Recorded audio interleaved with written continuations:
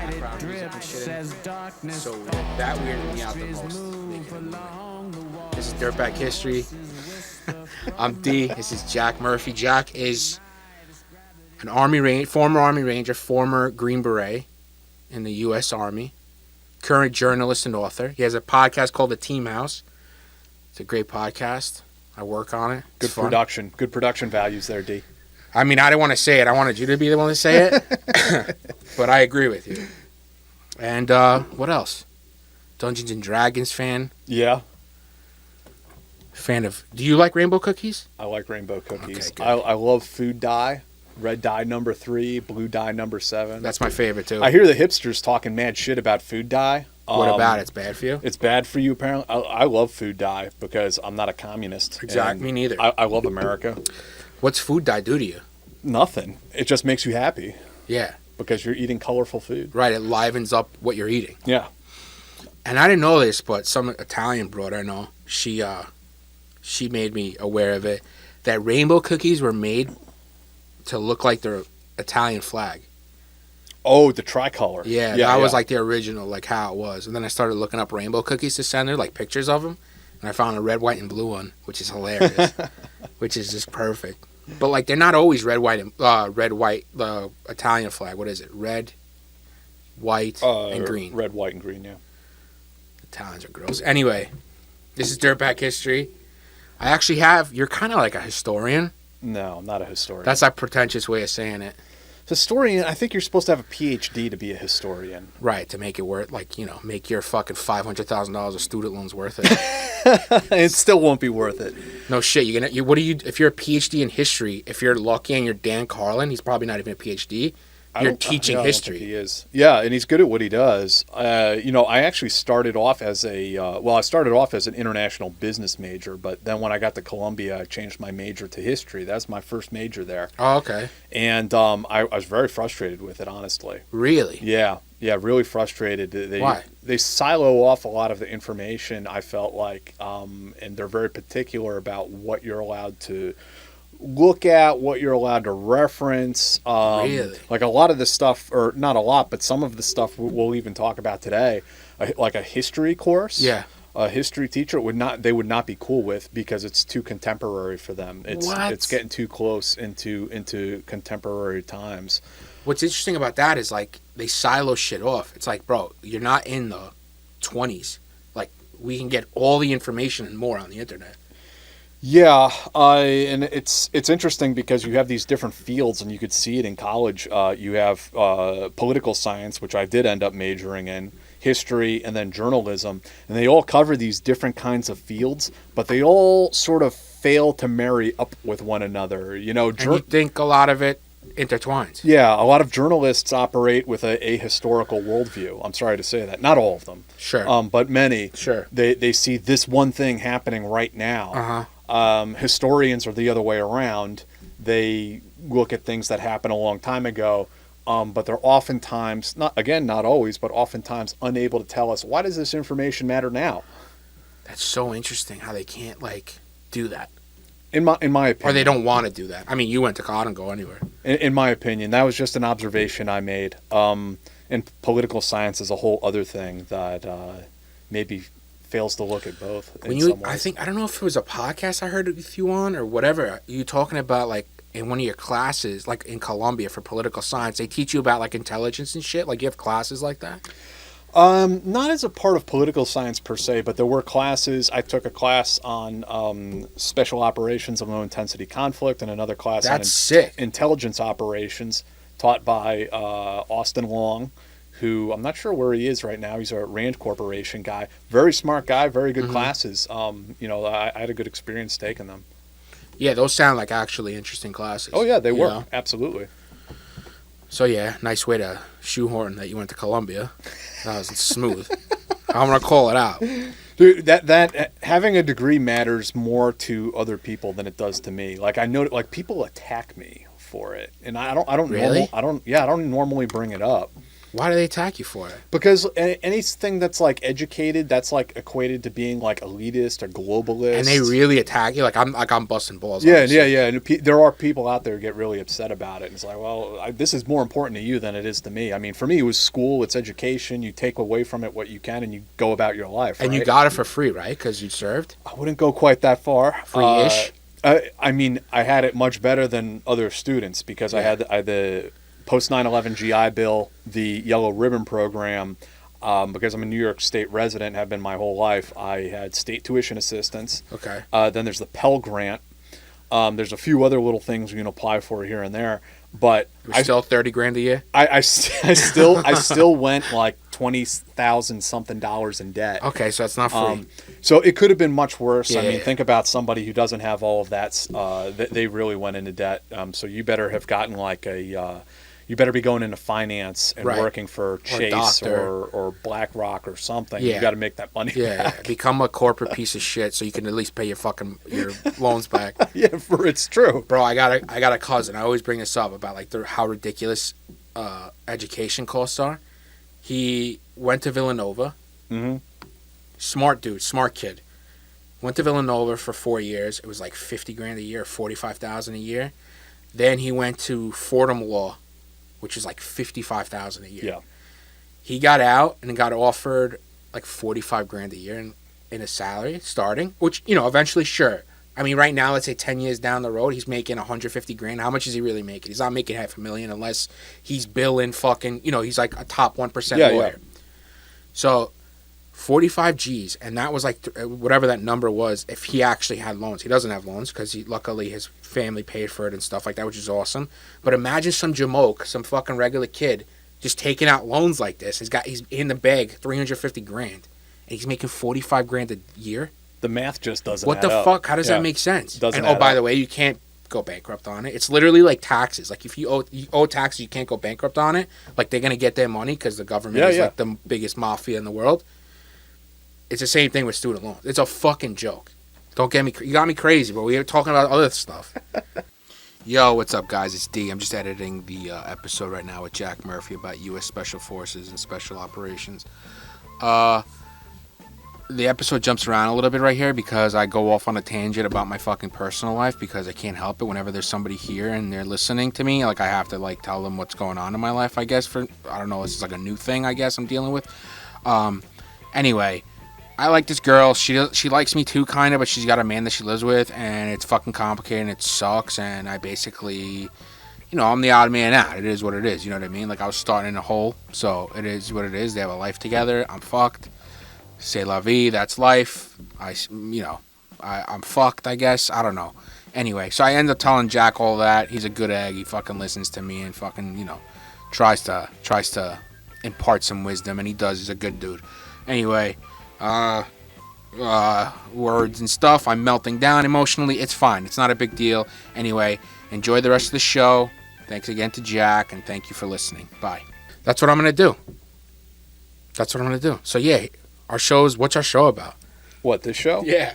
I'm going to put a timestamp to let people know, like, all right, past D's therapy session ends at this time. Well, great that you asked, D, because this show, we will also talk about some catastrophic failures.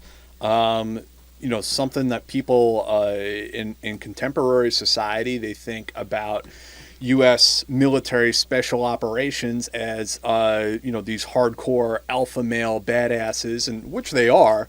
Sure. But that all grew out of a whole series of failures, some really painful, difficult failures that happened in our history that led to, reform. It led to our military asking itself some really difficult questions and fixing itself and improving things.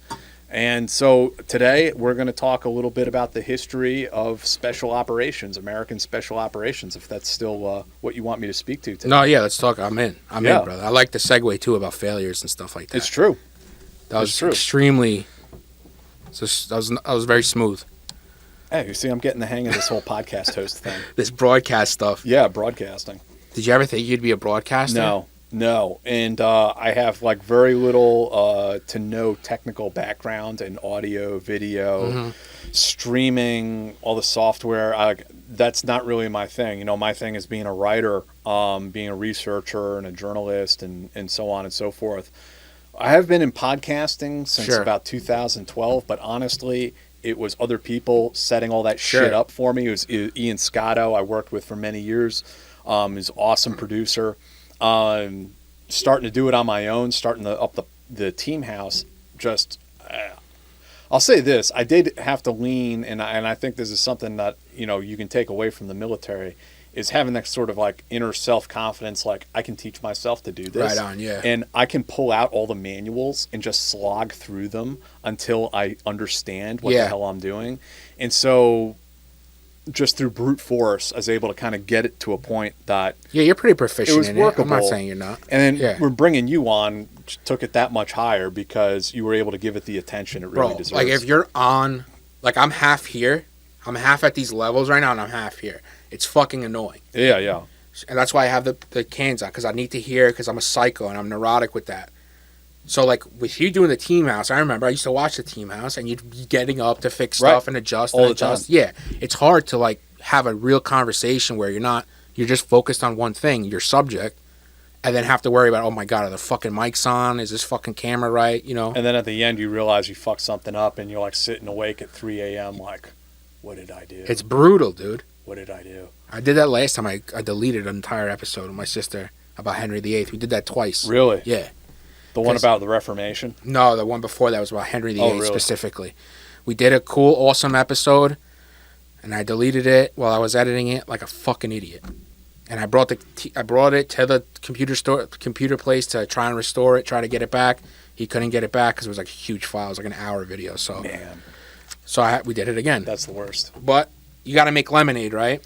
Yeah, yeah. I mean, and what I did was, like, that was a big theme of the episode, was me pissed about fucking deleting the episode. So I guess that helped. That saved it, salvaged it a little bit.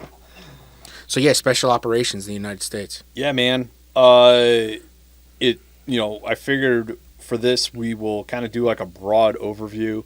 There's much, much more that we'll be able to talk about, but I mean, we're literally talking about from the year 1634, the first recorded American Ranger, to 2021. Sort of, I think we'll probably end, if we get that far, with the targeted killing of Qasem Soleimani in Baghdad last year. So, I mean, there is a lot in between those two things. Almost 400 years. We're not going to be able to get to all of it, but we'll try to... Dude, that's literally like a 10-hour thing. Yeah, yeah. I'll try to do a good overview, and then, maybe down the line, we can pick out some subjects we're particularly interested in. And I will try to highlight a couple, like, vignettes as we go of interesting things that maybe people haven't heard of before. Right. And the Soleimani hit... I'm going to call it a hit, so, that's basically what it was. People get sensitive about that term assassination. Okay. Carries some legal connotations. Is that what... Oh, sorry. Yeah, what's like the lawyer-approved word? I don't even know what they're using Targeted now. killing? Targeted killing would be one. That sounds bad also. Yeah, it does sound bad. That sounds like Terminator stuff. Yeah. Lethal ops. Sure. Lethal operations. Liquidation. I don't think you can use that one. Maybe the Russians would use that one. I don't think we're allowed to use that. You did an awesome story on Yahoo News for that, which was great. Yeah. Me and Zach Dorfman, another journalist, wrote that story. So yeah, I figure that's a good place to kind of end things. Totally. But yeah, I'd like to start with prior to the Revolutionary War, and this is really where special operations per se, there's no such thing as special operations necessarily at that time, but this is sort of where we trace the lineage back to. Mm-hmm. And before the Revolutionary War, you had Rangers who were semi-state sanctioned. Some of them worked for rich landowners. Some of them worked for, colonial governments. And they were trackers, they were trappers, they were outdoorsmen. They were people who could range. They could be like game wardens. They could be people who went around the wilderness and they could conduct scouting or reconnaissance, and they could find out what's going on in this area. That's why you guys fucking ruck forever. Yes.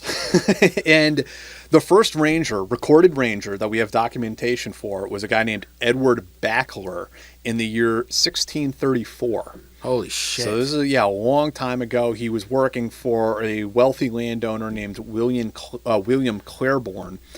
And as time went on, by the time you get to the year 1700, you have references in the literature of ranger parties, ranger troops, ranger companies, or the other way around, companies of rangers, parties of rangers, troops of rangers, who could be hired on a semi-freelance basis, other times working for a government.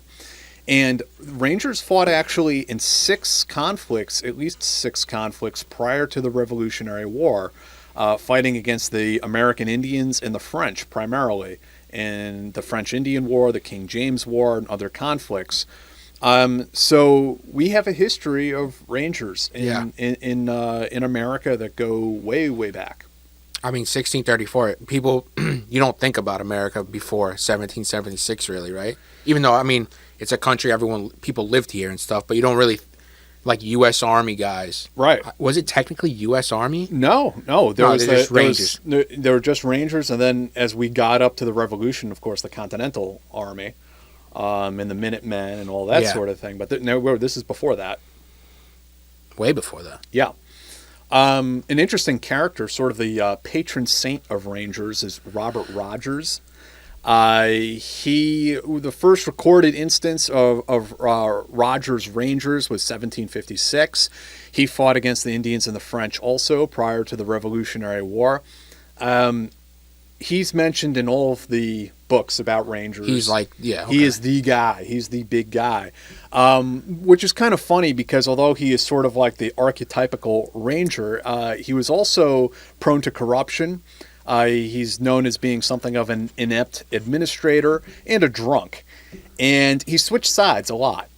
Oh, that's bad, yeah. Yeah, he went over to hang out in England for a while, came back, and he tried to sign on with the Continental Army, and George Washington wouldn't even see the guy. Oh, no shit, huh? Yeah, he was like, fuck off. Yeah, because he likely saw Rogers as being a royalist spy at that point. Yeah. I mean, you're over there hanging out with the fucking king. Like, Right. So Rogers, the entrepreneurial drunkard that he was, takes his services and offers them to the British, which they accept. As a ranger, as a soldier. Yeah. And interestingly, there were also, if you see the television show Turn, that pretty solid show. Talks a lot about, George Washington understood there was a real importance to intelligence and counterintelligence and scouting and so on. But in the show, you also see ranger companies or mixed ranger companies of Native Americans and European colonists, which is pretty historically accurate. Mm-hmm. There were Native Americans that were brought into, quote unquote, companies of rangers or parties of rangers. Why would they do that? Just to bolster the ranks, or? Yeah, to bolster the ranks, and also, I mean, I presume that the Native Americans, just like the white settlers, were also looking to make a living. Right. Yeah. So that's kind of the early history of the Rangers. When we get into the Revolutionary War, there were a few things. I mean, one thing I'd like to point out was Thomas Knowlton's Rangers that were right here in New York City. Okay. They served under Washington and fought the Brits as Washington beat a strategic retreat, if you will, through Brooklyn. Yep. Did the famous river crossing across the East River into Manhattan, and then continued to retreat up into northern Manhattan and then into Westchester County. Mm-hmm.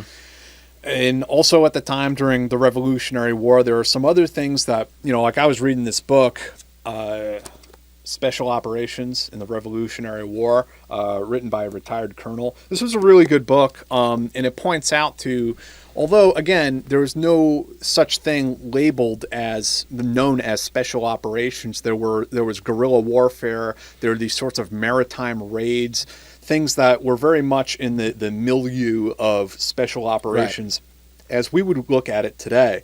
There's, for instance, the raid on Fort Ticonderoga with Ethan Allen leading the charge. The traitor, Benedict Arnold, scumbag, jumped in on that, and he wanted to claim credit for it. He thought this was his way to get a star, to become a general. Really? Yeah. So he wanted. So they're fucking. So officers have been jerk offs since back then. Yeah, that's correct. Yeah. Yes. And he jumps in and wants to kind of take credit for the whole thing. how much he really had to do with the success of the raid. I mean, it was really funny. The whole raid went off, and it happened in like 15, 20 minutes. Wow. And the raiders, the colonists, the militiamen, immediately got into the private stock and became rip-roaring drunk in Fort Ticonderoga, which Benedict Arnold flipped the hell out about. So needless to say, I don't think things worked out for Benedict Arnold the way that he thought it would. Right. There were some other things mentioned in the book also. There's, early American Navy, if you will. They did a raid in Nassau on a British fort on New Providence Island, which is pretty interesting. Really? Yeah. Nassau, Bahamas? Yeah. No correct. shit. Yeah, so there were, again, ranger companies active all throughout the Revolutionary War. And so that is kind of the birth of American special operations, if you will. The Revolutionary War, like, we were guerrillas. Like, we... Yeah. We were fighting irregular warfare, guerrilla warfare. As I mentioned, with George Washington's strategic retreat, and perhaps also his focus on intelligence and counterintelligence, he understood that, you weren't going to be able to go bone to bone with the British. We're going to have to fight in a regular campaign, which we did, and was eventually successful. That's why we're here. Yeah. The Brits are in fucking England. Except we have Prince Harry. I don't know what he's doing. Yeah, I wish we could get rid of him. Him and the wife. I find them. I like the wife. I find the British. I find the wife attractive. I find the British royals to be insufferable. Sure. And I just can't stand listening to anything about them. There's nothing more boring than listening to a British royal whine or talk, for that matter. And I wish they would just go away. I wish they'd go away. The Prince Andrew interview was a 10 out of 10. Like, after the Epstein stuff. And he did that interview like a few years, year later. Yeah, where he was... sweating. Where he was saying, that the picture couldn't have been me with the girl who was trafficked. Yeah, because it was like 17 at the time. Because I don't hug people, and yeah. Oh, he said something like, I sweat or I don't sweat. Right. Like, bro. One of Epstein's accusers, Virginia Roberts, has made allegations against you. She was very specific about that night. Mm-hmm. She described dancing with you and you profusely sweating, and that she went on to have a bath, possibly. There's a slight problem with the sweating because I have a peculiar medical condition, which is that I don't sweat, or I didn't sweat at the time, and that was yes, I didn't sweat at the time because I had suffered what I would describe as an overdose of adrenaline in the Falklands War when I was shot at, and I simply it was almost impossible for me to sweat. On that particular day that we now understand is the date, which is the 10th of March, I was at home. I was with the children. I'd taken Beatrice to a Pizza Express in Woking. Why would you remember that so specifically? Why would you remember a Pizza Express birthday and being at home? Because going to Pizza Express in Woking is an unusual thing for me to do. Did they not coach you before this? Well, you know what that is, though, is that is an interview with someone who has never faced any accountability for anything in life ever. Yeah. And knows that he never will. He can literally sit there and tell you that, it's all true, we sacrificed babies, and nothing would happen to him. Yeah. He's not going to do a perp walk. He's not going to jail. Never. That will never happen. No shot. I mean, technically, he's got immunity, right? Because he's a fucking state. He's a product of the state. Like, I guarantee you he's got some kind of diplomatic immunity. I don't know the ins and outs of the law, but I mean, it is on the books. The British royals are there as part of the British government. And he's like the second string, right? So he's not in the front doing like the ton of interviews and stuff. But you would think for this one, like, hey, maybe contract people out to, like, if they don't have it in house, which I'm sure they do, to like run scenarios about the questions you're going to get and what your answers are going to be. But, like, that's like if you're afraid, though. Like, if you're afraid of being put on the spot. Like, this guy has no fear. But he's doing an interview, bro, about this. Like, you think any normal journalist worth their salt is going to act. I mean, anybody with a brain who's not on, like, the payroll. Right. But that's what a bubble they live in. It's madness, dude. British, it's so crazy. British aristocracy. I mean, they're kind of famous for that, aren't they? For sure, yeah. They just live in a different fucking universe. Yeah. So anyway, the Brits suck. I like the Indian food in Britain, but... So we kicked their ass out of here. See ya. Fast forwarding, going way forward to World War I, there really wasn't anything quite the same as the Rangers and the Revolution or the later incarnations of, what we'll talk about with the OSS in World War II in a moment.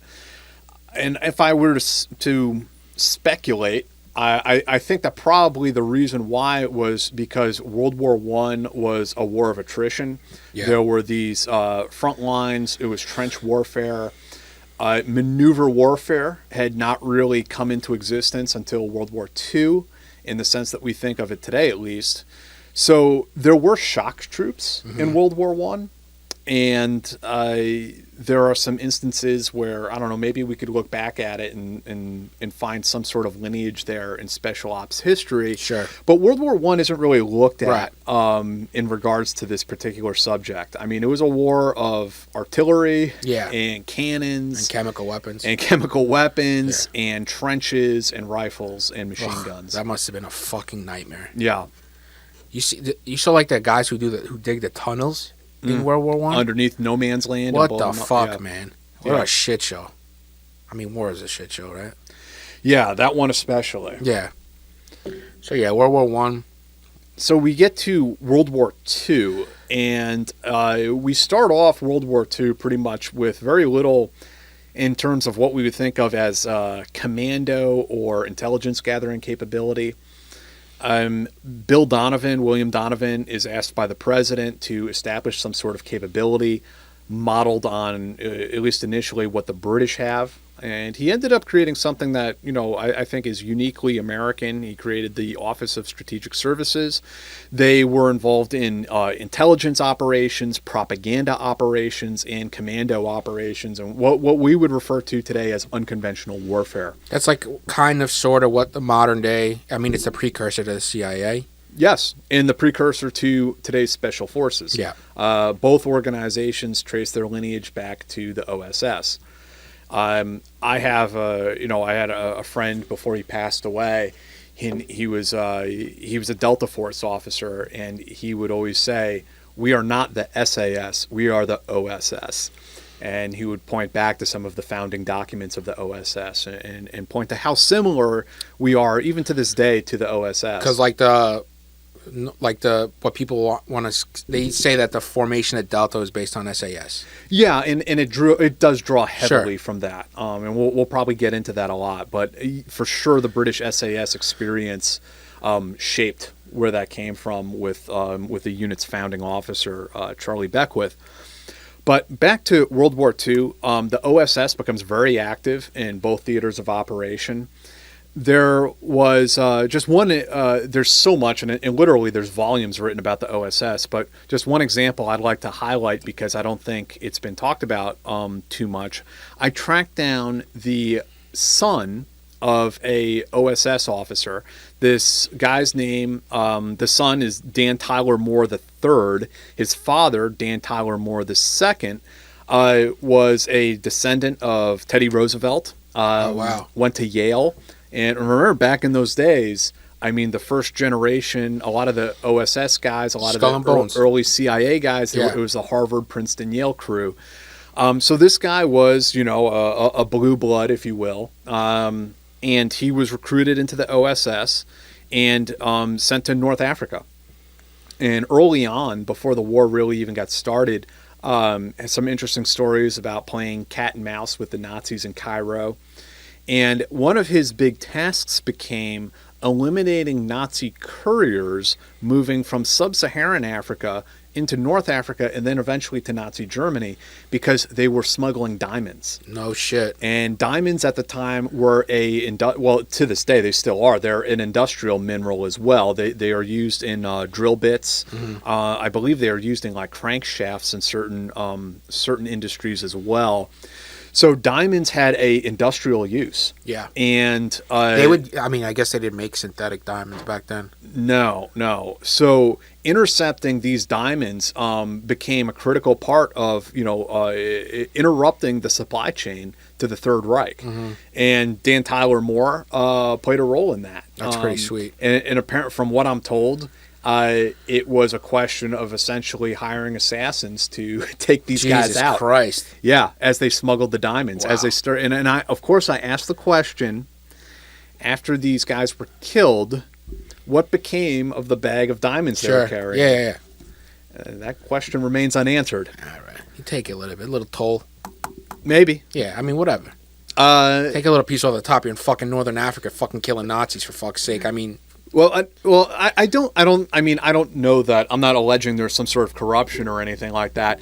This gentleman did, after the war, try to start up a string of hotels in Turkey. So, I mean, he was working for a living. Sure. It wasn't like he was... Right, just sitting back. Yeah. And also just interesting stories about the gadgets and gizmos that were kicking around his father's house after the war. That must be sweet. They had different devices that could be affixed on Nazi trains that had a solar panel on them, so that it would detect or could tell the difference between cloud cover and night and day, as opposed to when the train went into a tunnel. Okay. So that instant blackout on the solar panel, the solar eye, would be used on this device. It was used to trigger explosives. No shit. Wow. Yeah, so that's pretty slick. And they had this as far back as the 40s. Yeah, that's slick. Yeah. Fucking 1940s doing this. So that the train would go into the tunnel and it would destroy the train, also destroy the tunnel, collapse the tunnel onto the train. Obviously, that makes it much, much harder to clear that rail line. Right. If there's a whole science behind how to derail trains and how to put explosives on train rails, and maybe I shouldn't go into all of that, but especially because I saw in the news article yesterday there was a big train derailing, and the authorities are saying it was sabotage. What? Where? Yeah. Oh shit! It's in the United States. Yeah, in the United States. I'll forward the article to you. No shit. So yeah, rail line sabotage is still a thing. In 2003, the CIA, working with paramilitary components, derailed a 90-car train heading into Mosul, Iraq, just as the 2003 invasion kicked off. Wow.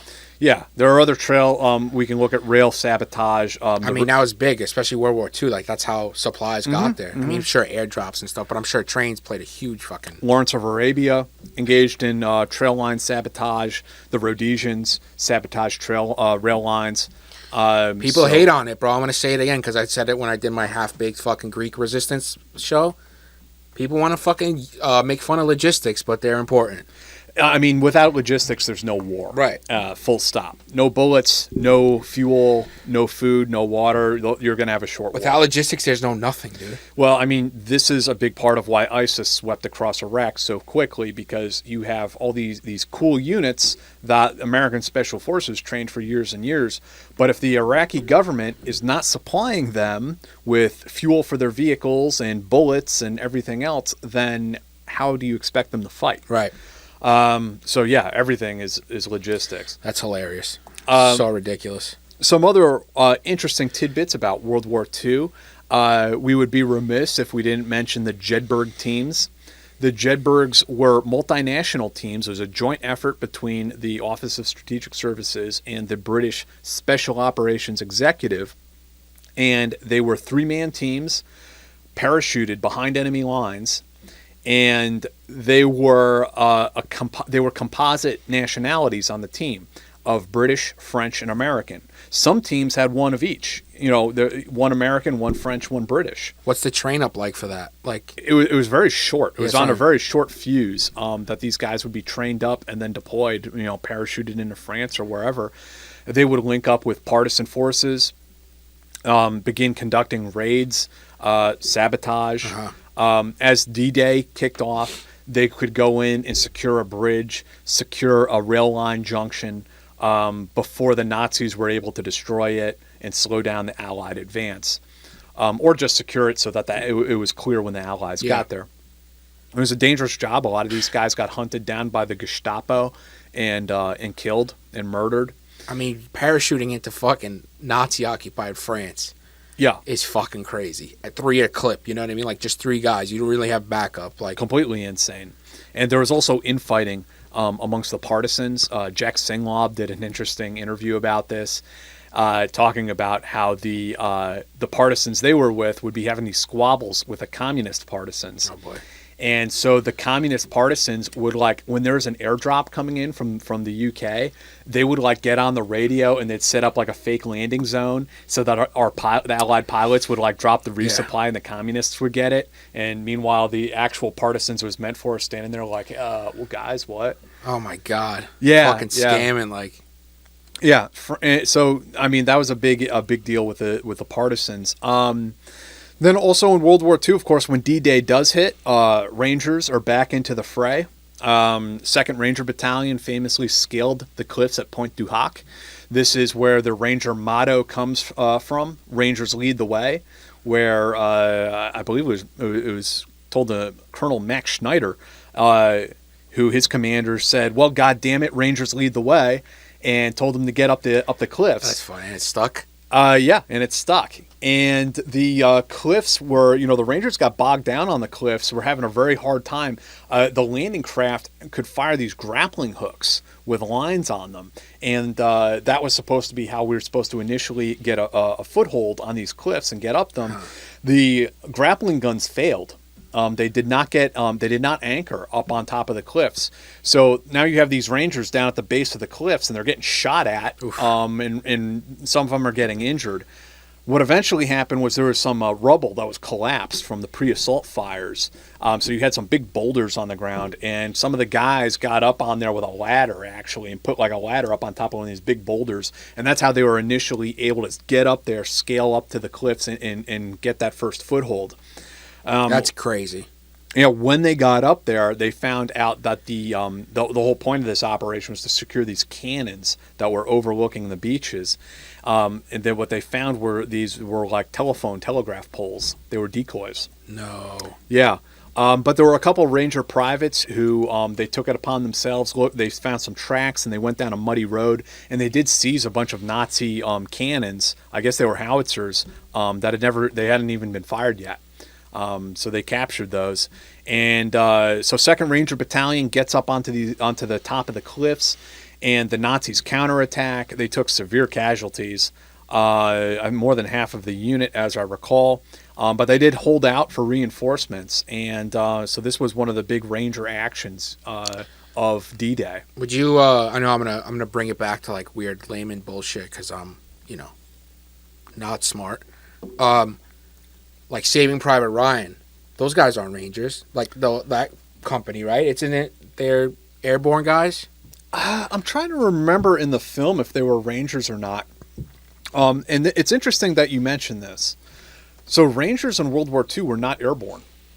They weren't. No, not until Korea. Huh. Yeah. So Airborne was by its own thing. Yeah, it was its own thing. And, the guys who they made Band of Brothers about, 101st, they were obviously airborne. They jumped in. 101st Airborne Division today is not airborne. That's hilarious. How is that fucking... They're air assault or air mobile, so to speak. They fly in on helicopters, but they don't parachute. I mean, they don't have that in their bag? I feel like all you guys fucking jump out of planes. No. 82nd Airborne, 173rd Airborne, the 75th Ranger Regiment. And I believe there's an airborne unit up in Alaska. 173rd is in Italy. Okay. So those are all airborne units. And there may be other airborne. And of course, Special Forces is airborne. All of the Special Ops units are at least static line qualified. So, no, at this time, during World War II, the Rangers were not yet an airborne unit. Another interesting aspect of the war is, meanwhile, we have the whole China, Burma, India theater in the Pacific. Merrill's Marauders were out there. Again, this is where he had different colored teams around the theater, and this is where the Ranger colors come from: red, white, blue, green, orange, and khaki, from the colors of Merrill Marauders' team. And the Ranger insignia has the Burmese star and sun on it from Burma in World War II, that campaign.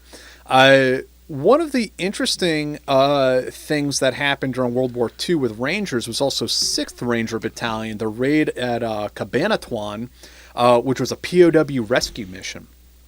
And Colonel Musey and his 6th Rangers did a really, frankly, brave infiltration behind Japanese lines in the Philippines. Snuck in. They get up to the POW camp, and they had to low crawl through because it was all just shortened grass. They had cleared out all the vegetation around the POW camp. So the Rangers had to low crawl through this low grass to get up to the gates of the camp. They initiated their raid with bazookas and machine gun fire, blowing up Japanese pillboxes. Got inside the POW camp. What's a pillbox? Like a hardened bunker. Okay, where they'd fire machine guns from. And the raid was completely successful. They rescued POWs, and like these were like Death March survivors. Like the accounts. Wow. There's a great book, I believe it's Ghost Soldiers, written about this raid, and the inhumanity and the cruelty that these American POWs suffered at the hands of the Japanese is unreal. And thank God. 6th Rangers were able to rescue these guys and get them out of there. And we'll talk more about POW rescues as we go. It's an important subject here. So those are some of the highlights. Another element was the Alamo Scouts, and they provided intel for 6th Rangers for that raid. Alamo Scouts were another sort of mixed indigenous unit that did a lot of that sort of unconventional work in that theater of operations. And today's Rangers trace their lineage back to the Alamo Scouts as well. So then we get into the Korean War. Well, we put Japan in a microwave first, and then we go to the Korean War. Yeah, we dropped a bomb on them that was so big it made their penises smaller.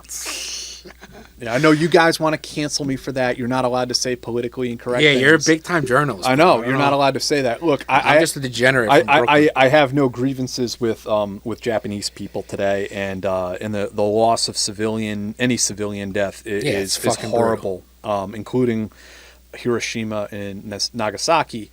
However, what the Japanese were doing across Asia was reprehensible. It was worse maybe than what the Nazis were doing in the Holocaust. Yeah, it's on the level. Like they were straight up empire building for sure. Like, going in. They were waging genocide, ethnic genocide in Manchuria and elsewhere. And the level of war crimes that happened in Japan, that the Japanese perpetrated, has never really been reconciled the way that the Germans have had to deal with their past. It all got swept under the rug because we needed Japan as an ally against the Soviet Union.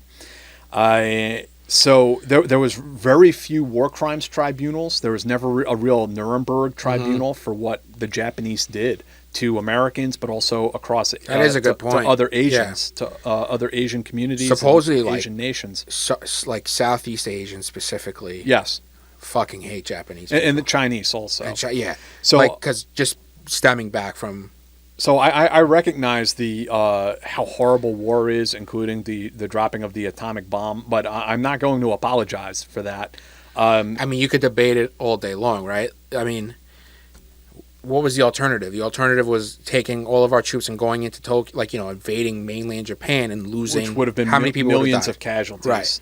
And look, the Japanese needed to be humbled at that time. What they did was wrong and it was reprehensible, and the United States humbled them and put them back where they belonged, which was not as some ethno-nationalist power sweeping across the Pacific and across Asia. That was unacceptable. Sure, yeah. So, yeah, we dropped the bomb on them. that could nip that in the bud. Yeah, and then listen, I guess this is more geopolitical, but we were the only ones with the bomb at the time. Yeah. And we wanted to show, because if, whoever didn't notice that, fuck, these fucking Russians are fucking no joke. They just steamrolled fucking Germany after, they just threw human suffering at them, but they did it.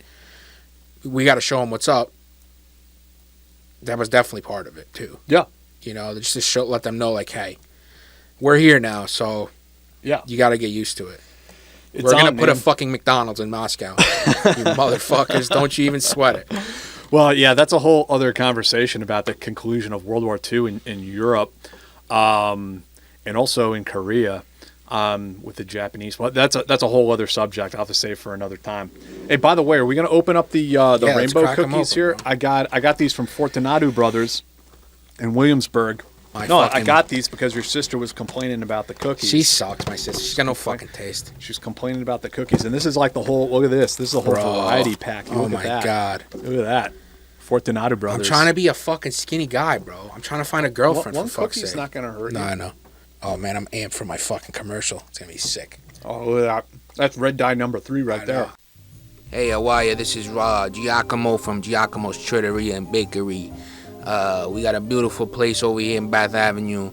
Look at the fucking egg. It's organic. We're mixing it in with the flour. If you got a gluten problem, you gotta go somewhere else. We can't help you here. But if you like fresh bread, you like the best of the best. That's what we got over here at Giacomo's Trittoria and Bakery. Look at that. Look at that bread rise. Jesus Christ. You kidding me? We got a whole warehouse in the back. This is my mother right here. It's my mom. This is Lori. Wait, where's Lori? What are they doing over there? They're making fucking... What are you making? Empanadas? Fuck. Beautiful. Look at that. Look at that.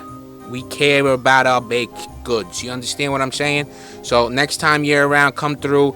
There's Lori, my mother. Beautiful. That's my brother, Tony. Tony Kescarech. How are you, my man?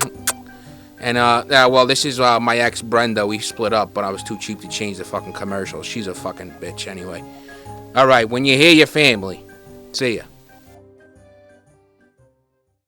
So, we get into the Korean War. Korea happens.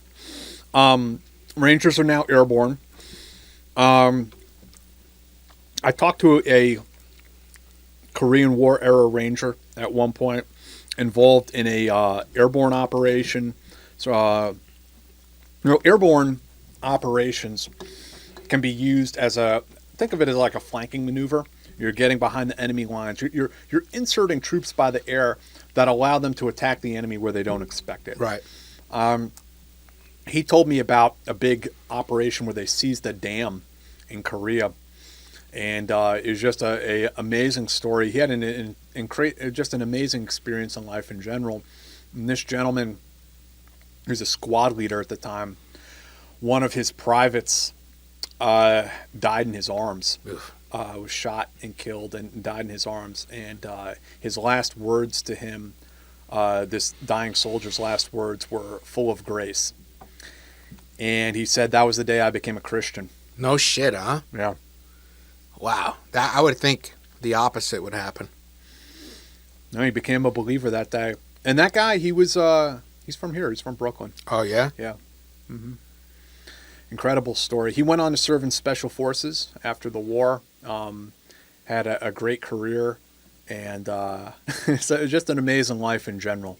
Great guy. What's his name? Can you say it? I can. I'd have to look it up in some of my work. I believe his first name is Robert, and I'm just cautious. I don't like to screw up people's names. Right. I'm sorry I don't have it on me. Super nice guy, though. And then the other person I'd like to bring up in regards to the Korean War was another ranger, Ralph Puckett, who was recently awarded the Medal of Honor by President Biden for actions during the Korean War. And Colonel Puckett... Yeah, he's alive. Yes. Yeah. I saw it, yeah. Colonel Puckett was and I believe he still is, the honorary colonel of the Ranger Regiment. Oh, no shit, okay. So when I was a young ranger, Colonel Puckett used to come out and talk to us every once in a while. Wow. Yeah, amazing. And he served in Korea, served in Vietnam. Again, just a great guy. And he would come out and he would talk to us about how important we are, essentially. He was like saying, you guys, the individual ranger, the team leader, the squad leader, like you're the ones that make the difference out here. He would, even though he's an old man at this point in the 2000s, coming out to our after-action reviews. So after a training mission, you do an after-action review. Everyone sits down, talks about what went right, what went wrong. We'd be out at Kilo 22 at Fort Benning doing our raids, and afterwards, we'd be sitting there covered in, sweat-streaked camouflage paint on our faces and everything. And Colonel Puckett would be out there at 3 a.m. to talk to us. And holy shit! Think about this. Make sure you do your rehearsals. Don't bunch up on the objective. I was told, my team leader actually told me that Colonel Puckett came out to his Ranger School class out in Florida phase and was doing the rope bridges across the rivers. And he must have been in his 70s at that point. Yeah. I mean, so Colonel Puckett was and is a standard bearer. He shows you how to lead the way. And I continue to have a lot of admiration for Colonel Puckett. And the action, when I was reading his Medal of Honor citation, it made me think about maybe why he came and would tell us about the importance of, the enlisted Rangers. That action was his, he was a Ranger company commander as a lieutenant, and they went and captured a hill. A Chinese battalion counterattacked. They got hammered with indirect fire, and then the Chinese attacking in human waves. Colonel Puckett ran from foxhole to foxhole, encouraging the men, keeping morale up. Wow. Eventually, they had to withdraw. Colonel Puckett's legs were shredded by mortar fire. He told his 2 Ranger privates to leave him behind. He said, "Go on without me." Jesus Christ.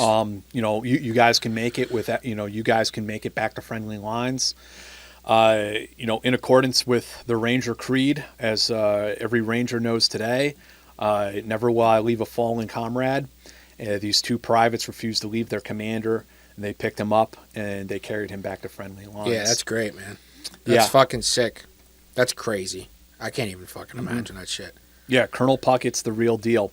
When you were in Ranger Battalion, training up and stuff like that, you were a young guy, right? 21?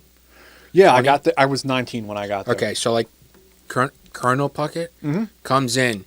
Do you know what this guy's about? Do you guys really care? Because you guys are young dudes, fucking ready to rock, basically. I knew he was the honorary colonel. I knew he was a legend from the Korean War. Okay. I did not know all of the specifics about his career.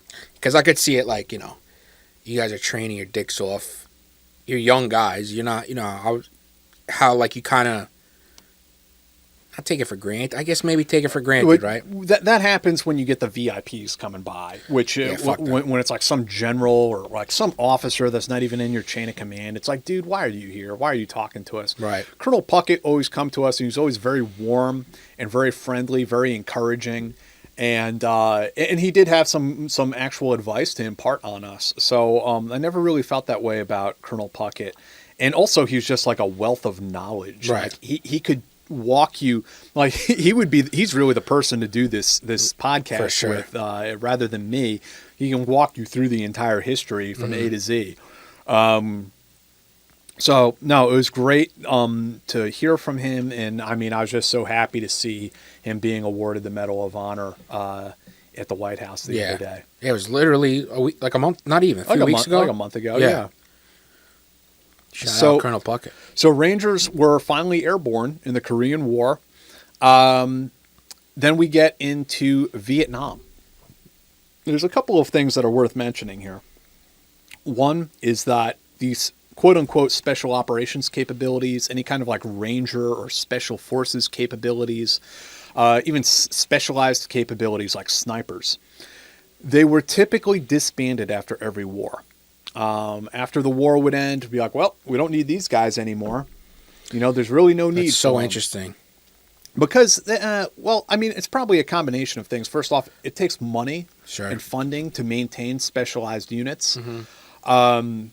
Let's be honest, we're also kind of cocky, paratroopers especially, cocky bastards. Right. The rest of the military looks at them as kind of a pain in the ass.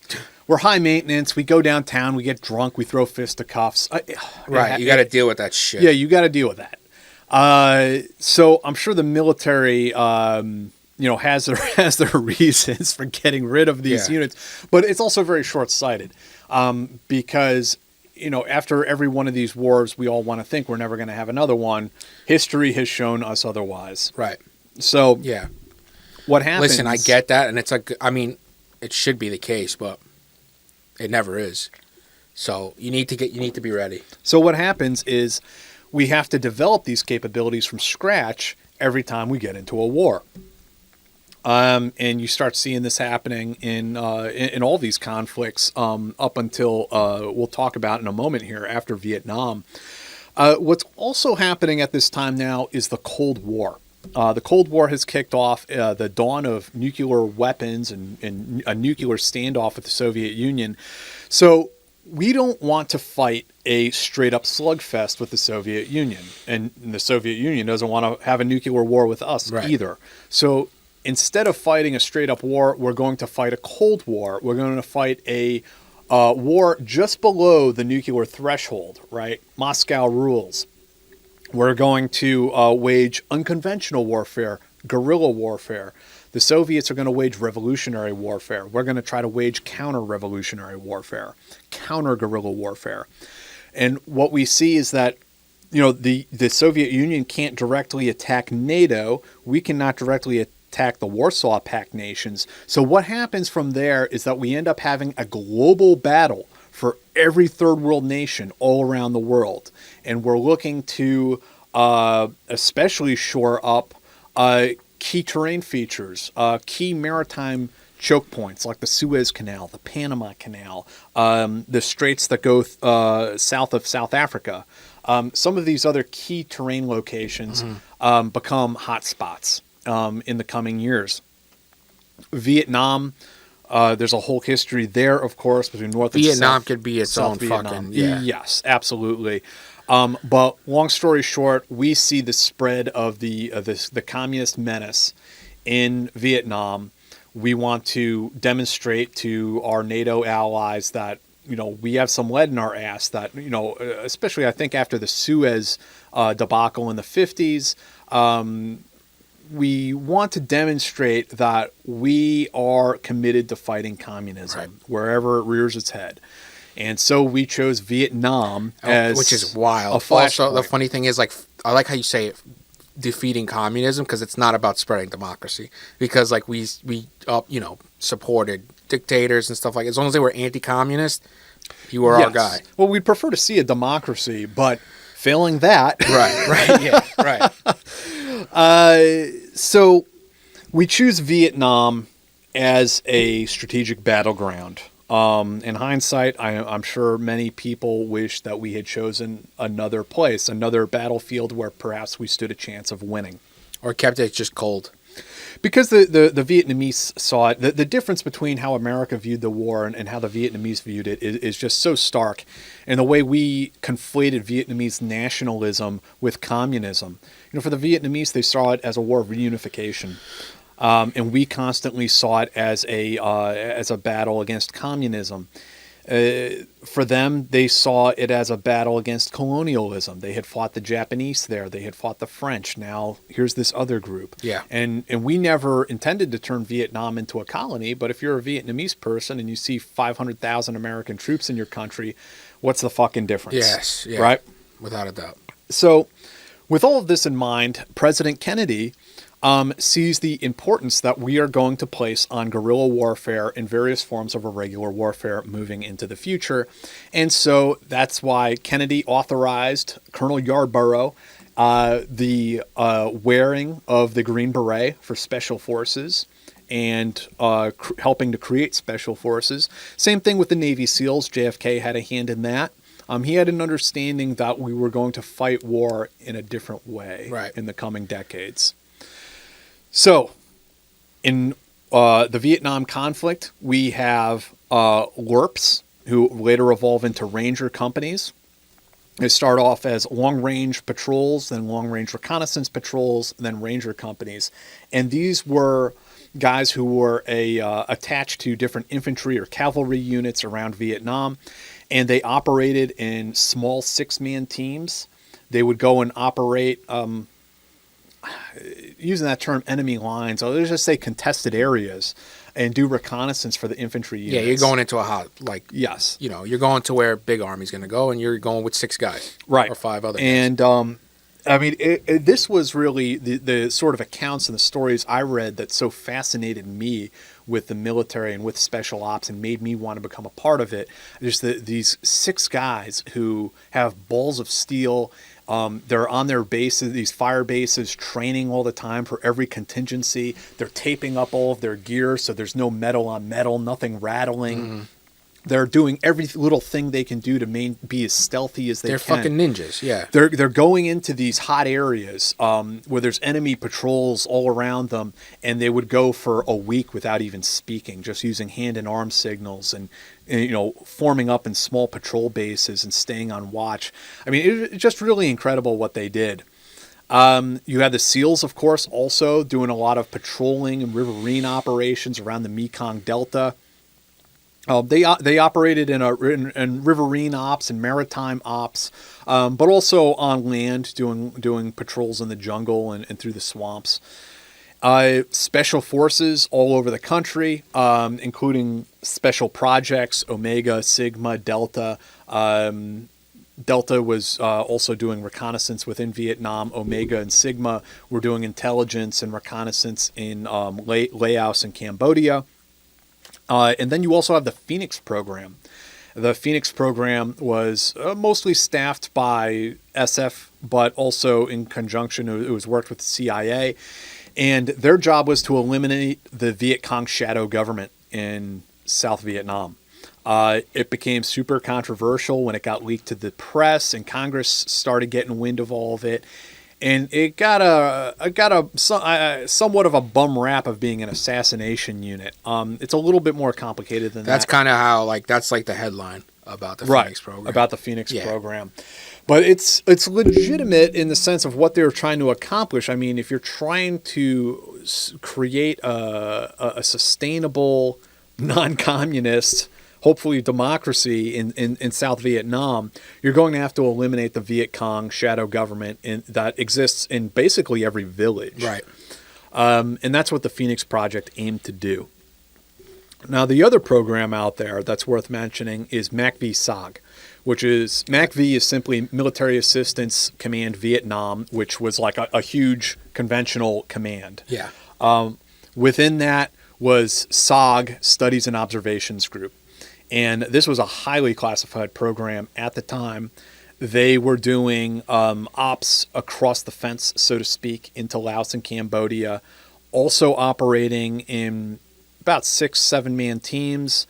Usually it would be 5 indigenous personnel and 2 Americans. The Americans would be the leader was the 1-0, and then the assistant team leader would be the 1-1. That would be their call sign. And these guys, I mean, I'm going to shout out fucking Team House. You've had some Macbee Sag guys. These guys have seen probably some of the worst shit, craziest shit that there's ever been. Just absolute mayhem. It's a high watermark in special operations history. Yeah. Yeah, that needs to be set because it's fucking crazy, the stories. Mm-hmm. Sorry, I'm eating the cookies here. Skinny fuck, it's fine. Macbee Sag, as I said, it's a high watermark in our history. I've been privileged to know and interview some of these gentlemen. Absolutely, as you said, absolutely insane what they were able to pull off. They were inserted behind enemy lines, 2 Americans, and then 5 indigenous personnel. A lot of times they were Montagnards. Sometimes they were Chinese Nungs. And they were being actively hunted down by NVA battalions, brigades, regiments. That's nuts. Dude. Yeah. That's fucking insane. So they would insert in these really tiny landing zones by helicopter. Sometimes they were on the run the entire time. Right, yeah. I mean, I can see, the minute they fucking get there, they're probably under fire. There were SOG teams who inserted and were never heard from again. They never even made their first comms window. Fucking insane. I think what's interesting there's much, much more to Macbee Sag. Right on, yeah. And there's some interviews, as you mentioned, on the Team House. We interviewed John Stryker Mayer, John Mullins, Nick Brockhausen. All those guys served in SOG. What's interesting about SOG also, as well as the Phoenix program, you're looking at something that's sort of like a proto-JSOC, which we have today, the Joint Special Operations Command. Macbee Sag, because it brought in a lot of SF, it brought in SEALs, it brought in the CIA, it brought in all these different elements that are now sort of operating in a joint environment. So you're starting to see, in my opinion, a sort of embryonic form of JSOC starting to materialize. There are still to this day, over 100 Green Berets who are listed as MIA, have not been recovered. DPAA, which handles the recovery, they still list 1,584 Vietnam veterans as MIA. That's fucking wild. In Vietnam, Laos, and Cambodia. And if there's anything to take away from maybe this podcast, I hope people will consider contacting their congressmen and asking them to place additional resources at the disposal of DPAA to go and repatriate these American soldiers back to the United States so their remains can be properly buried. As you can imagine, locating and recovering an American soldier's remains deep in the jungles of Laos or Cambodia is exceedingly difficult. Yeah. I mean, it's a needle in a fucking haystack. Yeah. It's a needle in a needle stack, honestly. There's no shot. I mean, it's close to impossible probably with the resources, but you still need to give it a fucking go. You have guys who went down in helicopter crashes that exploded. I mean, there are some who sadly will probably never be able to recover. Yeah. There are others who can be recovered. It's a lot of work. It honestly is. It's a lot easier to locate the MIAs from World War II. You think about like in Europe, in the European theater, they're much easier to recover. So I just want to highlight that, and we'll circle back on the MIA issue in a bit. Final thought on the Vietnam conflict. Again, this is a subject I could talk about for hours and hours. But the last thing I'd like to bring up is the Sante Raid.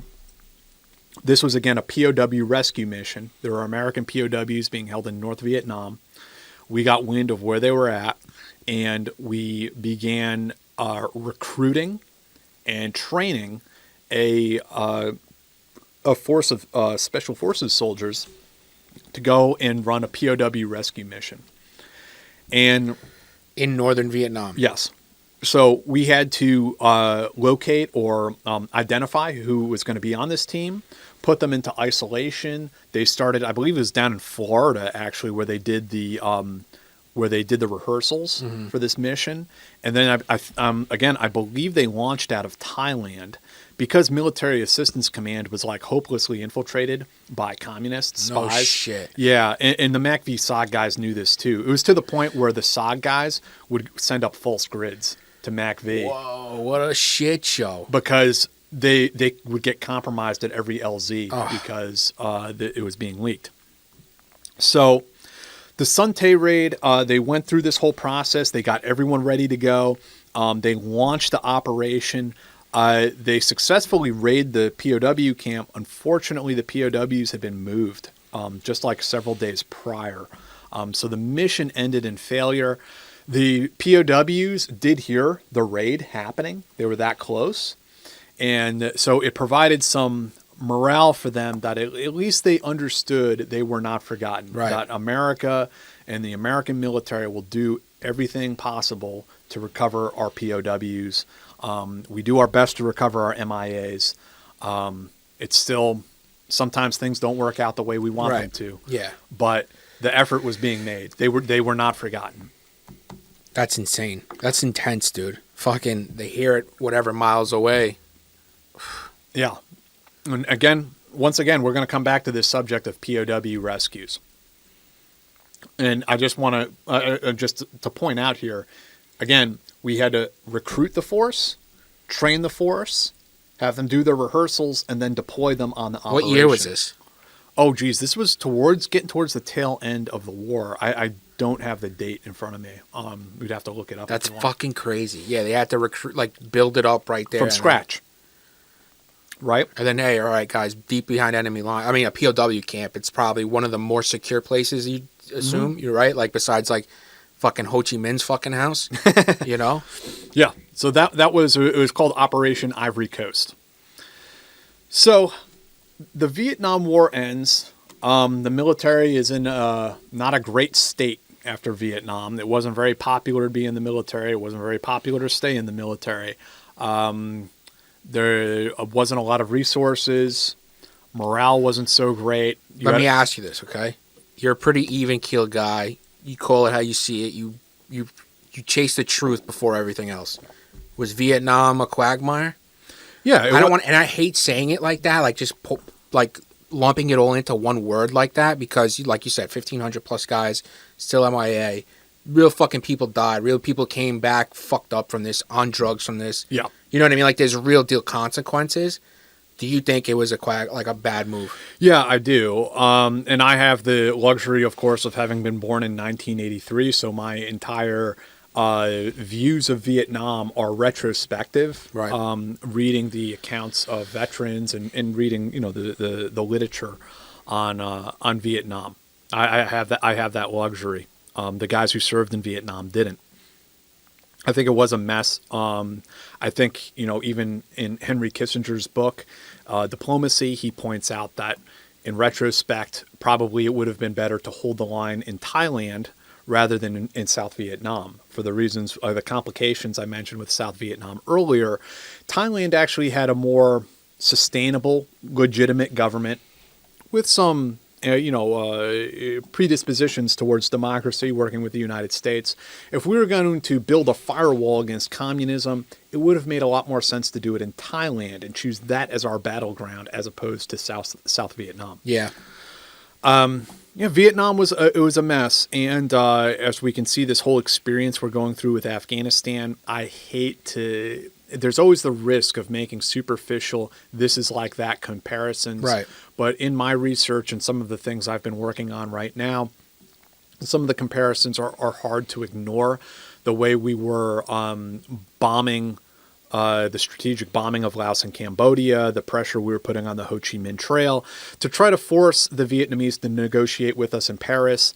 It does have echoes of the pressure that we tried to put on the Taliban the last 3 years or so, 4 years, to make them bleed, to make them hurt so bad that they would come and negotiate with us. There's no other choice. In Doha. And in both cases, I would argue that there was a sort of lack of tactical efficacy in that there was no line. There's a profound disconnect with our strategic objectives, that these things just did not marry up with one another. And this plays into why, but we have to call it like it is. And I recently received a letter from Jim Gant, a Green Beret whose heart and soul is in Afghanistan, maybe more than anyone else.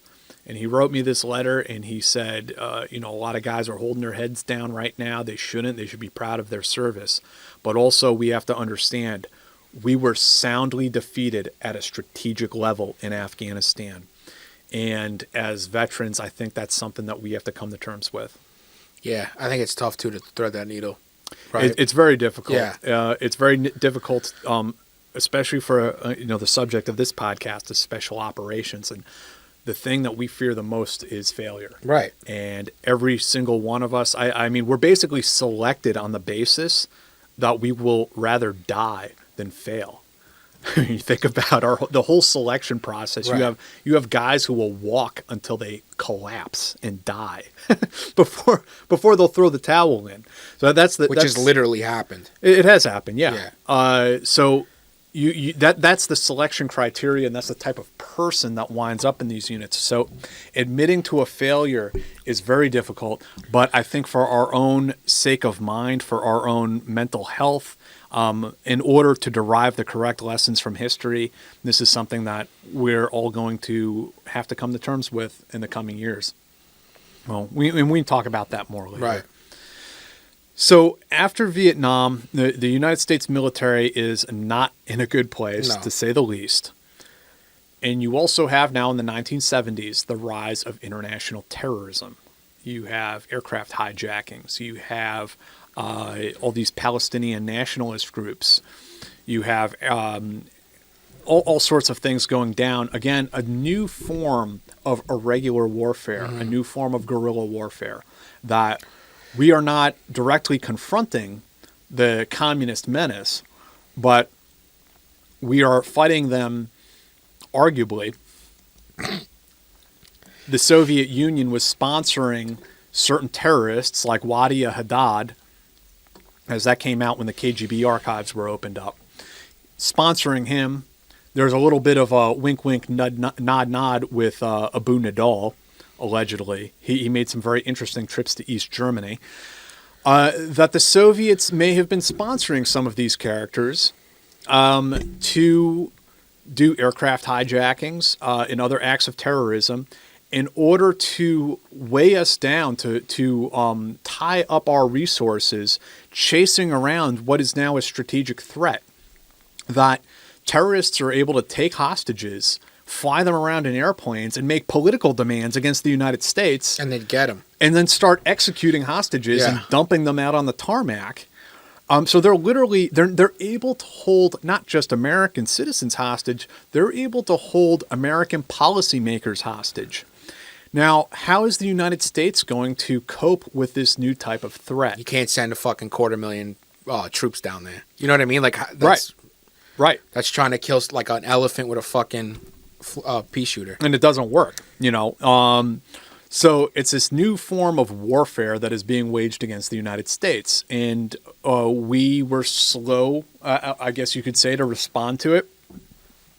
There's a series of escalating threats. You had the Israeli raid on Entebbe in Uganda, where Israeli hostages were taken and they were flown to Uganda. The Israelis embarked on, again, this is a high watermark in special operations history, a daring commando raid to free their hostages. They used a surprise by flying in the middle of the night.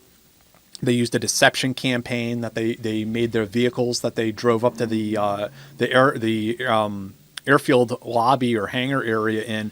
They made them look like the Ugandan presidential convoy of Idi Amin. So it had all these special ops elements incorporated into it, and it was very successful. Yani Netanyahu, the commander of the operation, was tragically killed by friendly fire in that operation. But he died a real Israeli war hero, rescuing all those hostages. But when the United States looked at that, we see this is something we can't do. We don't have this capability. You had another incident happen where, I think it was Red Army faction, actually. They took some hostages and flew them down to Mogadishu. GSG-9 is a sort of a border security counterterrorism unit back in those days from Germany. They flew down there to Somalia and they executed an aircraft takedown. And they got lucky more than anything, but it was successful. Were they the ones that blew Munich? That was what are you talking about in regards to Munich? When they were going to the helicopters and shit, and they opened fire on the. Was it GSG-9? I don't know. That's what I was just asking. It may have been. It may have been GSG-9 snipers, but I'm not sure offhand. And again, that was another Palestinian group. Mm-hmm. So you have that happen. Again, the United States isn't quite sure how to respond to it. Then another game changer was the Hanafi incident in Washington, D.C. And this happened, there was a schism, there was a split between Islam Nation and this dude named Khalis, between what became a sort of Sunni Orthodox brand of Islam that this part of the black community was practicing. And they split off from Islam Nation. Khalis was very, very critical of Islam Nation at that point. And what happened was some people from Islam Nation went into this guy's house while he wasn't home. They took the women down into the basement and shot them. Jesus fuck. And they drowned 4 of the kids in the bathtub and drowned an infant in the sink. Oh my God. When one of the it was actually a Philly, an African American police officer from Philly, went undercover and very quickly got one of the killers to confess while he was wearing a wire. Holy smokes! It goes to trial. One of the murderers gets acquitted, and Collis loses his mind at this point. And him and his followers take over several buildings in Washington, D.C. I think some of them were Islamic centers. One of them is where the mayor's office and like the state council has their office. They killed one guy in the process of this. So this is a big holy shit moment. Right. And remember, this is like 1970s. We don't really have the capability to deal with this kind of shit. Yeah, there's no, like how we think of it today. There's no SWAT even. Right. There's nothing like that. And the call goes to Fort Bragg. So Fort Bragg has special forces soldiers starting to spin up like, okay, plan this thing out. How are we going to do this? So there are different ways that this could be done. The president would probably have to sign off on posse comitatus, or maybe the SF guys would just work as advisors. It never even really got that far. The plan, I talked to one of the guys involved in this. Oh, man. And he told me the plan was very rudimentary. We were going to rappel from helicopters up onto the roof, hopefully not get tangled in the radio antennas up on the roof, make our way inside, shoot the bad guys, and hope not too many good guys got killed in the crossfire. God. Because there was no such thing at that time as counterterrorism. Right. All these tactics, techniques, and procedures had yet to be developed. So these guys just kind of had this job thrown at them and were told, like, hey, figure it out. Don't try not to shoot as civilians. Thankfully, some ambassadors from the Middle East intervened. They negotiated with the Hanafi Muslims and got them to surrender themselves. So thank God nothing further happened. But now it's like, okay, we can't ignore this terrorism issue anymore. It led to the creation of the FBI's hostage rescue team because we need a domestic capability. But we also need this overseas capability that can go and chase around hijacked aircraft and free hostages as needed. So this is where we enter Colonel Charlie Beckwith. Colonel Beckwith had been batting around this idea of a even to say it's counterterrorism is maybe too much at the time, but a unit that can execute unilateral surgical strikes, that can do POW rescues, like we've been talking about so far through this podcast. That the idea that we're going to build up these capabilities from scratch, mission to mission, just doesn't cut it. Right. Like, it can't be amateur hour. Right. We have to have a force that is professionally selected and quick and trained, right, and then standing by for that emergency to occur. We can't do all of this. It's kind of wild that they waited till the 70s. Well, I mean, it was one of those things, and it's the U.S. government, okay? So it's one of these things you can ignore it until you can't anymore. Right, yep. And there's also a lot of resistance. There's a lot of bureaucratic infighting and a lot of resistance. And I could see the hangover, Vietnam hangover. Then, yeah. If they're pitching a fucking quick reaction force kind of thing, like people would be like, what are you, crazy? Right. And it's, I get it. And it's going to cost a lot of money. Right. And it's going to take up a lot of funding. So we get to this point. Colonel Beckwith had already been batting around these ideas probably back to at least since the mid-1970s. When he was at the War College, he wrote his thesis paper on this subject. So he was thinking about it. He had done a exchange program with the SAS. So these ideas were already kicking around in his mind, and he was already kind of heading in this direction. After these incidents, the Mogadishu aircraft takedown, the raid on Entebbe, and then the Hanafi incident, they finally gave it the green light, and they said, okay, Charlie, build this unit. Do it. During a meeting, a general told Colonel Beckwith, listen, if any other emergency comes up, I'm going to call you. And and Beckwith says, well, that's not going to do you a lot of good. I need 2 years to select and train my force. Right. And he's like, listen, Beckwith, you didn't hear me. I just said, if an emergency happens, I'm calling you. So now you have this situation where there's this 2-year gap. What do we do?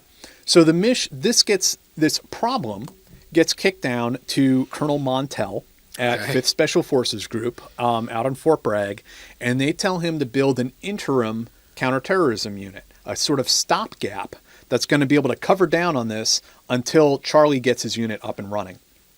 And that unit became called Blue Light. Okay. And Colonel Montel, who's served in Vietnam, loved by his men, called in his sergeant major, got everything organized. They selected guys. A lot of them were Sante Raiders. A lot of them, the vast majority of them, probably almost all of them, had served in Vietnam. So these guys were like hardcore dudes. I mean, you got to understand, like, this is a different generation, too. Think about what do those guys do after. Like, now, there's opportunities for guys like that. Yeah. Back then in the 70s when it was like... It was different. It was much there's different. No, like, contracting, really. Yeah. And this was a different breed of guys, man. I mean, these were some hard dudes, and it was a generation of men. They were children of Vietnam, and they were the type of guys, like, if you got into their face, they were going to get right back in yours and say, well, what the fuck are you going to do about it? Oh, to, like, superiors? To anybody. Yeah. You know, a lot of these dudes, they would throw fisticuffs. They were hard, tough men, and they didn't take no shit. I mean, bro, if you go through the kind of shit that they gone through, like, I don't even know how you can fear much after that. Yeah. You know? So Blue Light gets stood up, and they start doing all kinds of training. Again, they're developing the tactics from scratch, basically. They're doing parachuting. They're doing. They create a kill house. They create all these fuselages. They were going around the country training on aircraft to take down aircraft. I feel like that was the big fucking. Everyone was just worried about that. It was. And one of the big scenarios at that time was like that they would jump in Rangers. They would form a security perimeter around the aircraft, and then the Special Forces soldiers would halo into the middle of that security perimeter, and they would go and do the raid and take the aircraft. That was like an early concept about how this would work. They Dead A even or I'm sorry, not Dead A. That's another subject. Blue Light even recruited a young woman. She was a intelligence analyst, Katie McBriar, who I've been able to interview. A wonderful woman. She was like an E4 at the time. And Colonel Montel sees this need that we need people who don't look like hardcore snake-eating Vietnam veteran Green Berets. Yeah. People who can get close and gather intelligence. So they bring in Katie, and she can disguise herself as a nurse or an airline stewardess or whatever the case may be. Yeah, and women are less threatening. Yeah. And she could parachute like everyone else. She shot a .45. She has a whole bunch of championship pistol marksmanship trophies that she won. Yeah. She's a really tough woman. And she integrated, I mean, the guys were not used to working with women at all. Yeah, these guys are fucking Neanderthals, and I say that with the most respect possible. This is 1977. I'm a fucking Neanderthal. 1977. It was a different world. Sure. But they all came to love her and really appreciated her and what she did. Meanwhile, Colonel Beckwith is running Special Forces and Rangers through his selection process, and then their training process called the Operators Training Course, running OTC number 1 and then OTC number 2. The unit goes into its final validation exercise, right? So all the VIPs are out there watching it. They did a simultaneous operation taking down an aircraft and a building, and it was successful. At that time, Delta Force got the thumbs up. They were good to go. And Blue Light was now seen as redundant, and they were stood down, which creates it still to this day creates a lot of animosity. Sure. And there was also a lot of animosity between the Special Forces soldiers and Charlie Beckwith because of his time commanding Project Delta in Vietnam. And again, this whole subject of the birth of counterterrorism we can go into another time perhaps because it's so in depth. But this is a thumbnail sketch right here of the birth of counterterrorism. I believe it was the day, or close to it, the day that Delta Force got the thumbs up that they were now activated as an official unit, that Iranian quote-unquote students took over the American embassy in Tehran. That's fucking why. That's so, like, I don't know what, poetic justice is a bad word, I guess, but it's just fucking crazy. It's such a crazy coincidence. This is the first mission for Delta Force, Operation Eagle Claw.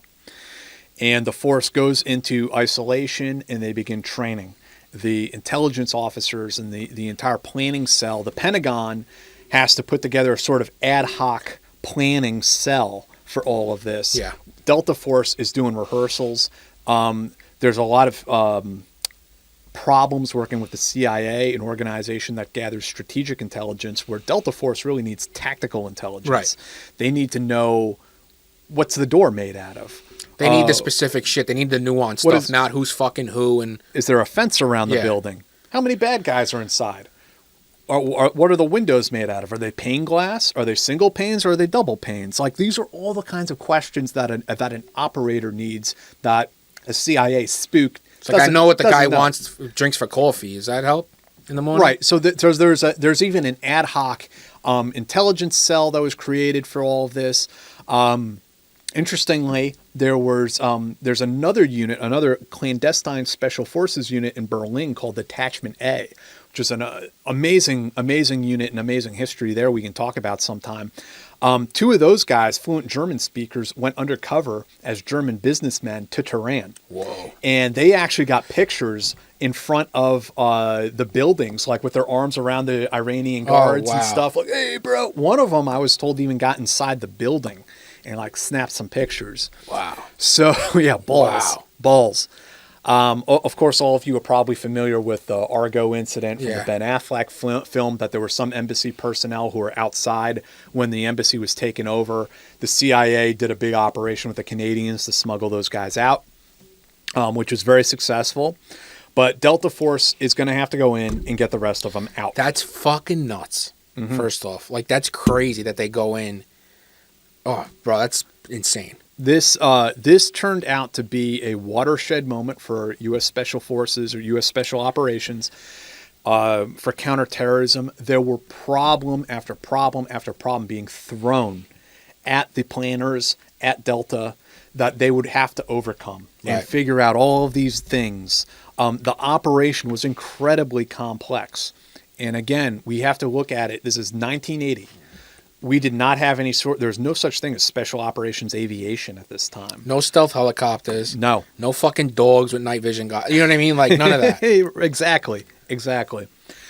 So we planned a very complicated operation that we were going to fly the Delta operators were going to fly in and land at a staging ground known as Desert 1. Helicopters were going to fly in from an aircraft carrier off the coast, meet at Desert 1. The operators would then cross-load onto the helicopters. They would fly to a second staging ground known as Desert 2. At Desert 2, there were guys already, some of the aforementioned guys we already had on the ground, would have pre-positioned like 2.5-ton trucks, things like that, transportation vehicles, that the operators would spend the night at Desert 2. The next day, they would board the vehicles. They would drive them into Tehran, hit the embassy, seize the embassy grounds, rescue the hostages. By the way, the objective area, the embassy grounds, was so big, Delta couldn't handle, 2 Delta squadrons couldn't handle it on their own. Charlie Beckwith reluctantly had to bring in a small force from Detachment A in Berlin because those guys had a counterterrorism mission. So a bunch of them were brought in, and they would have handled taking down the Chancellery building, or the MFA building, the Ministry of Foreign Affairs building, and that would have been their responsibility. So once all of this was completed, the rescue team and the hostages were going to move to a soccer stadium where the helicopters would fly in and evac all of them out. So yeah, that's crazy, bro. So in the middle of Tehran, a very complicated in the middle of operation. a city. Yes. And I've talked to guys who were there, who were part of this force. Sergeant Major Mike Vining, one of the original members of Delta Force. He was on the assault team for that. Did the rehearsals. They knew the whole thing backwards and front. They did it so many times. And I asked him the question. I was like, if you got to the embassy, do you think you could successfully execute this operation? And he said, yes. He's like, really? He said, I believe if we got there, we could have done it. But sadly, what happened was on the infiltration to Desert 1, the helicopters hit a sandstorm. The pilots were pretty much physically and emotionally spent by the time they got there. They're so exhausted. Sure, yeah. So there's a thing in these operations called minimum force. It's the minimum amount of soldiers or helicopters or trucks or assets that you can hit the objective with. They had a couple helicopters break down. They were below the threshold of the minimum force. Already. So Colonel Beckwith, following the protocols they had set up, he made the right decision, and he called the mission off. He said, we can't do it. We're going to have to come back next time. We're going to have to try again. So he canks the mission. Now they're beginning the procedures to exfil off of Desert 1 and head back. During that time, one of the helicopters gets lost in the rotor wash, and it comes down on a C-130 aircraft, fixed-wing aircraft.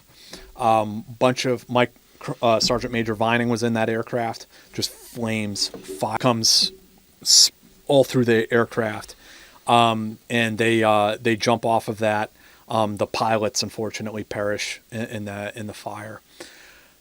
At this point, it was called the debacle in the desert for a reason. It was a mess. Right. It really was a mess. They got everyone out of there, but now the mission had to be scrubbed. They began planning for a second desert or a second eagle claw, known as I believe it was known as honey badger, as I recall. So there's going to be a second attempt. It never happened. That was my stage name. Mine's Robin Sage.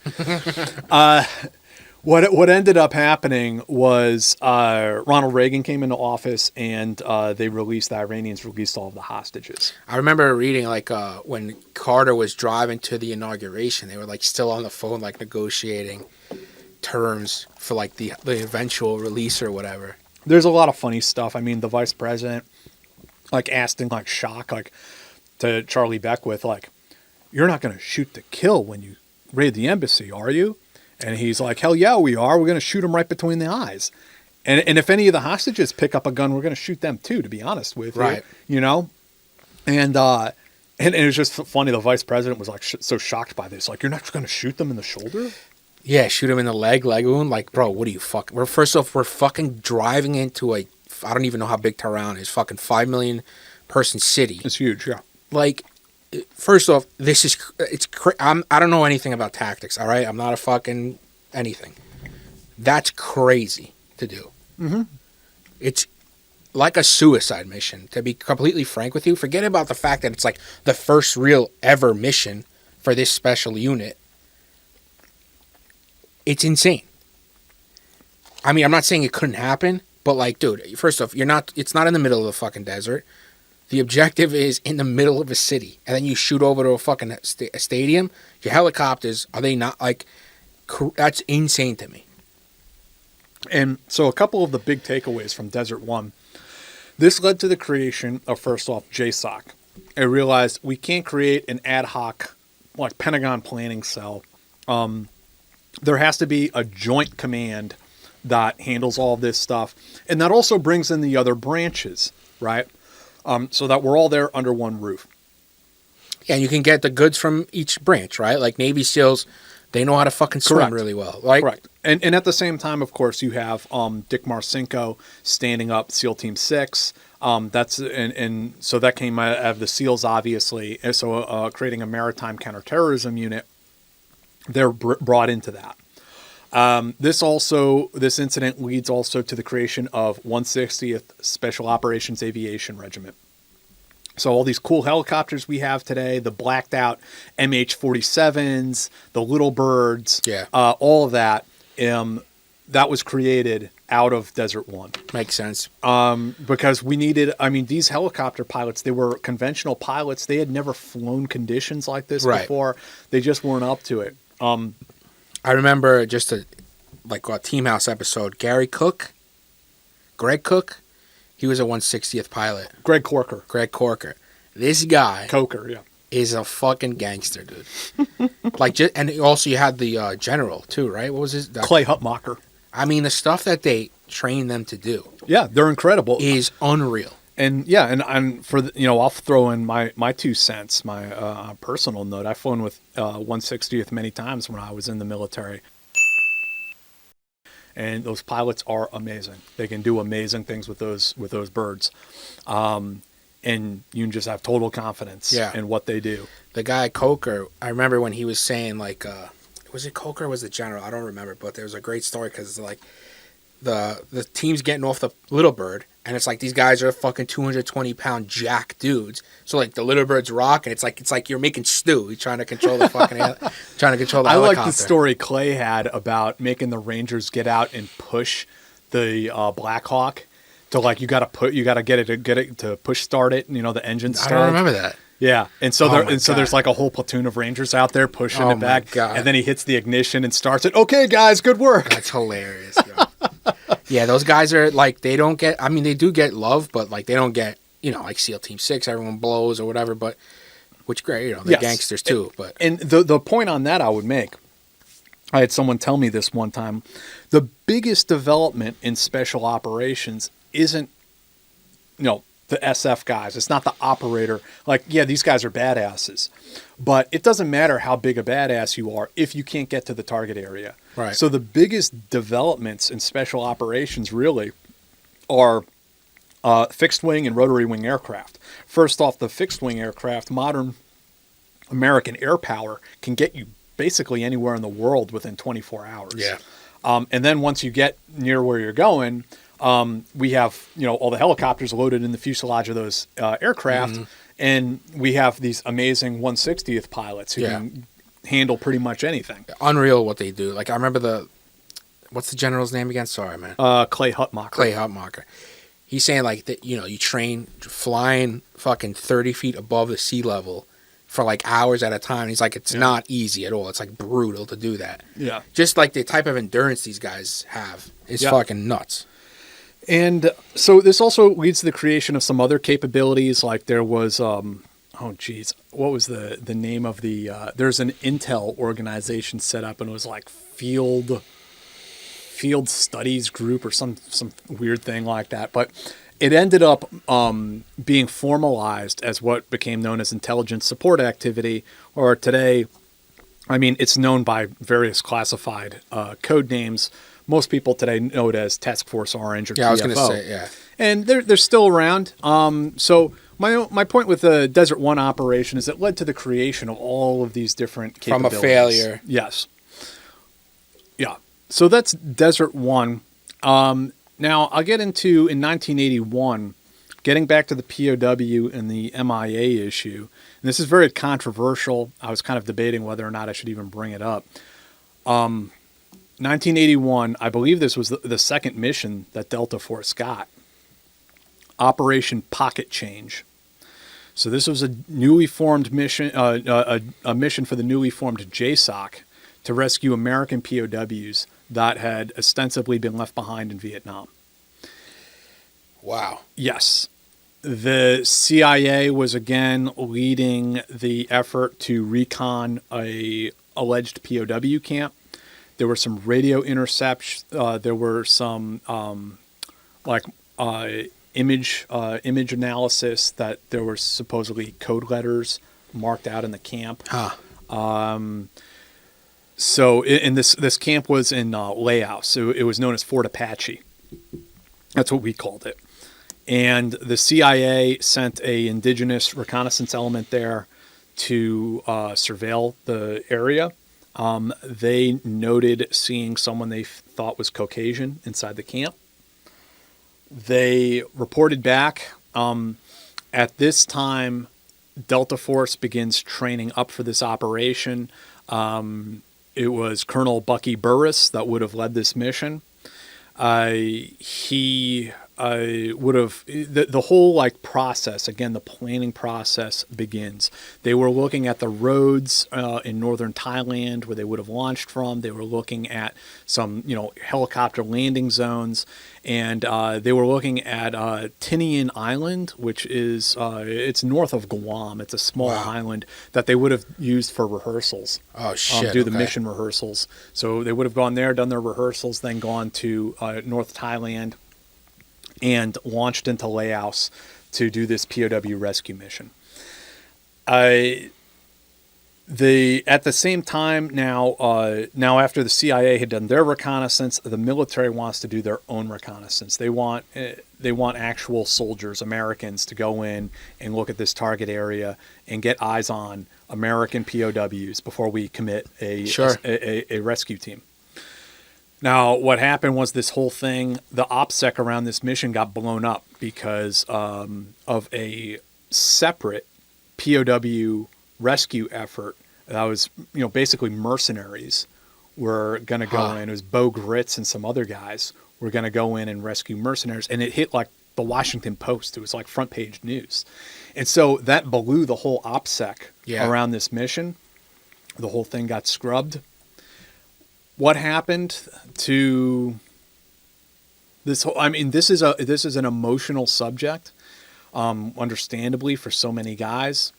Were there American POWs there? I don't know. Right. I don't know. I don't think anyone really does. Were there American POWs left behind after Vietnam? There's one guy who stayed there voluntarily. He was a douchebag and still is. Why did he stay there voluntarily? He was he turned to the other side. Okay. He was like a trustee for the North Vietnamese. Okay. So he stayed there voluntarily. That's different. We didn't leave him behind. He was a scumbag who decided to stay there. But were there POWs left behind in Vietnam? I don't know. I don't know if we'll ever be able to answer that question. And there's several thick books written about this subject. And it's highly debated, I'm assuming. It's definitely debated. And yeah, there's a couple books out there that you can go and read on this subject about POWs potentially left behind in Vietnam. I don't know the answer to it. Sure. Yeah, I think it's... How did they distinguish between MIA and POW? Well, they were, they would be listed as MIAs. Okay.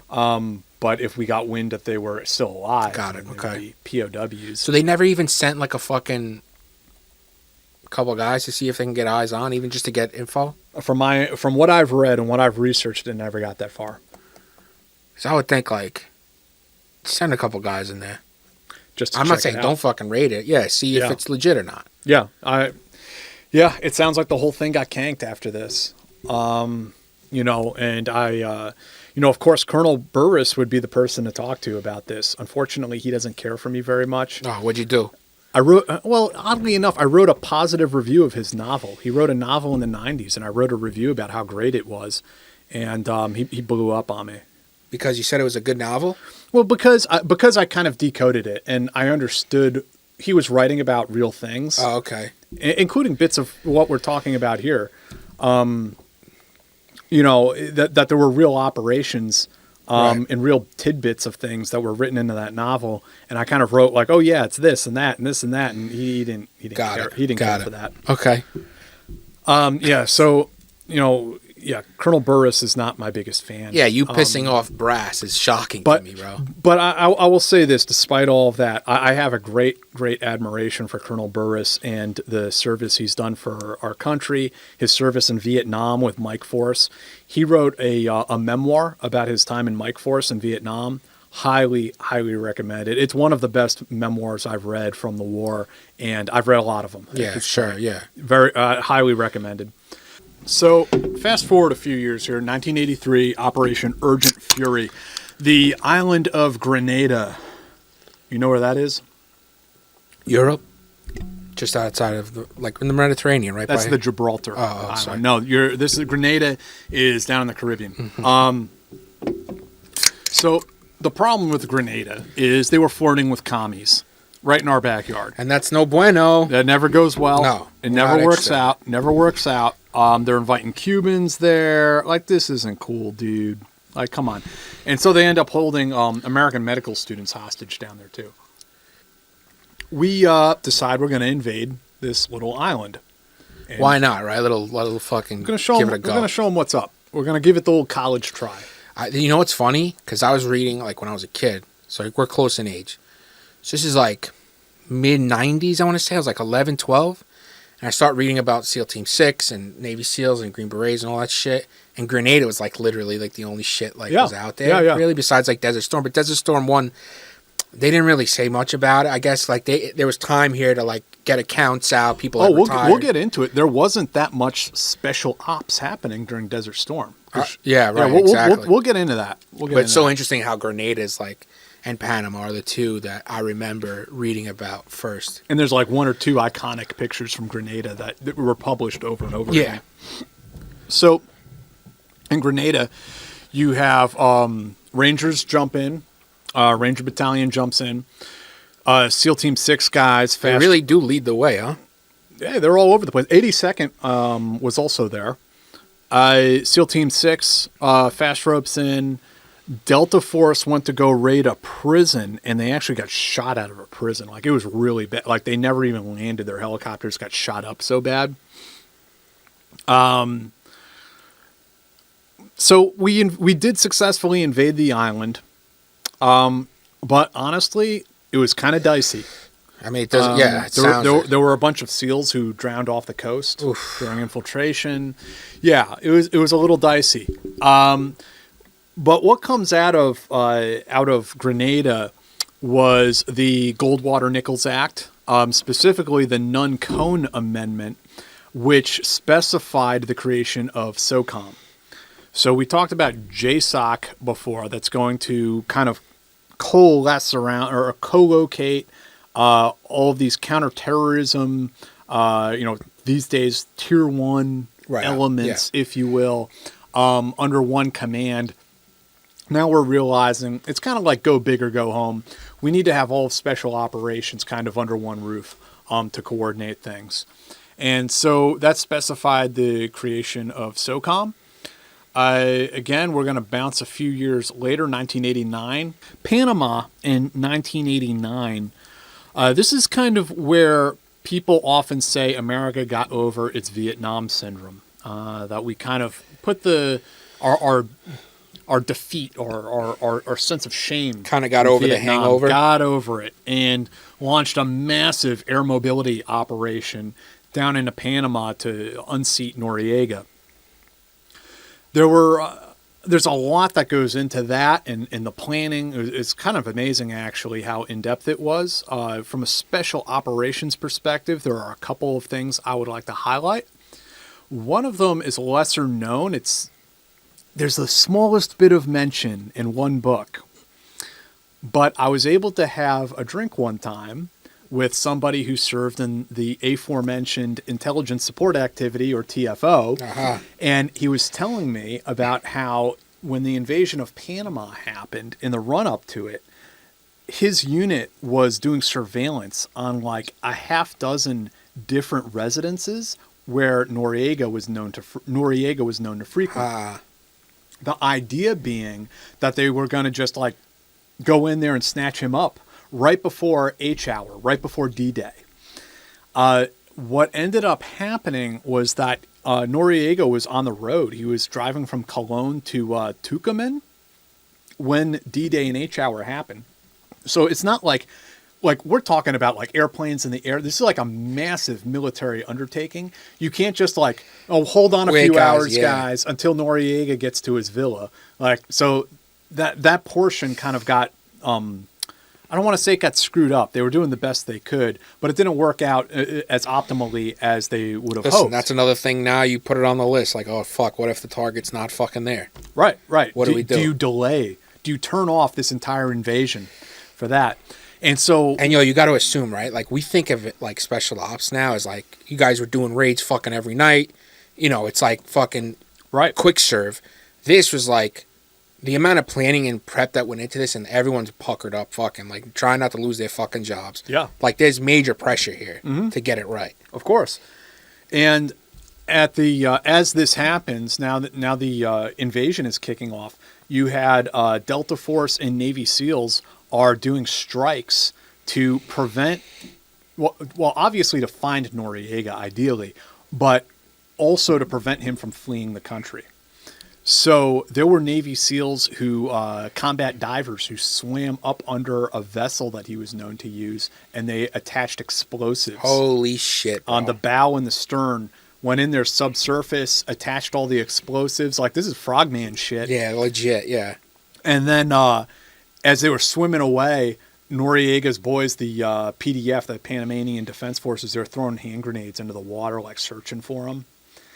Holy fuck. And the SEALs managed to get away, swim under the dock, and I think it took them like 2.5 or 3 hours to swim to meet their exfiltration point where a Navy ship picked them up. So they blew that vessel. That was done. Meanwhile, SEALs raided a airfield, came up in boats, raided this airfield where Noriega's Learjet was. Or was it a Lear? Or it was definitely a plane that he was known to use. And I know the SEAL officer who led that operation. Oh, sick. He's a great person. I don't think I've tried. I would really like him to tell his story, because he's a terrific guy. He's a guy who has values, and he lost a bunch of SEALs on that operation. They got hit really hard out on the tarmac and killed. One of his guys woke up in the body bag. I mean, it was bad stuff. What do you mean? One of his guys woke up in a body bag? They thought he was deceased. Yeah. What the fuck? That's insane, bro. Yeah. And they successfully took the airfield. They disabled the aircraft, and then eventually Rangers came in and relieved them. But they lost a bunch of SEALs on that operation. Rangers jumped into Rio Hato and another airfield. Interestingly, all 3 Ranger battalions jumped into Panama. Really? Yep. So that happened. Delta Force did a raid on a prison to free Kurt Muse, who was allegedly transmitting pro-American propaganda for the CIA. I talked to Dale Comstock, who was the master breacher on that operation. He had some interesting stories about how they put the charge on the door, and they didn't realize at the time they would use that black electrical tape. Yeah. And because of the amount of humidity down in Panama, it gets in there and it loosens up the tape, and the charge fell off the door. Oh my god! So like he had to and there's like a whole troop of Delta operators stacked up on the roof. They've been infiltrated by a helicopter, by little birds. They're all standing there on the door like ready to rock and roll. And he has to run up there and like reattach the charge. Oh my god! Gets down there. Apparently, he said he used P for plenty because it was a heavy jail door, and he's like, "Oh, there's no bad guys on the other side, or no good guys on the other side of this particular." So we're not door. really sweating that. Yeah. So boom, blows it. And the operators flow in. They assault downwards to the prison cell. Get it open. Put a helmet and body armor on Kurt Muse, get him back up to the roof. The helicopter gets shot down, has to make an emergency landing, comes down in the street. But they successfully get him out of there. That was the first successful hostage rescue mission that the U.S. military ever did. That's awesome. Yeah. That's a big one. Yeah, they pulled it off. Meanwhile, Delta and SEAL Team 6 are raiding these different targets. Sort of a predecessor to what we ended up doing in Iraq and Afghanistan. They're manhunting, right? They're looking for this guy, a high-value target. They're hitting all these different places. I was told they found his pornography collection. Take that for what it's worth. One SEAL Team 6 operator told me about hitting one of his houses and popping open one of Noriega's beers afterwards. I mean, you almost have to. Noriega ended up fleeing to the Vatican embassy, and they got him to surrender himself eventually. One story I'd like to kind of cap this off with about the Rangers jumping into Panama.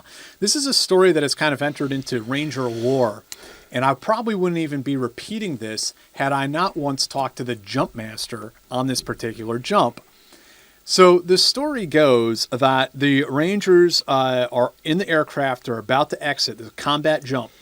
So, they get all the orders like stand up. And then the next order is hook up. You're hooking up your static line parachute to the cable.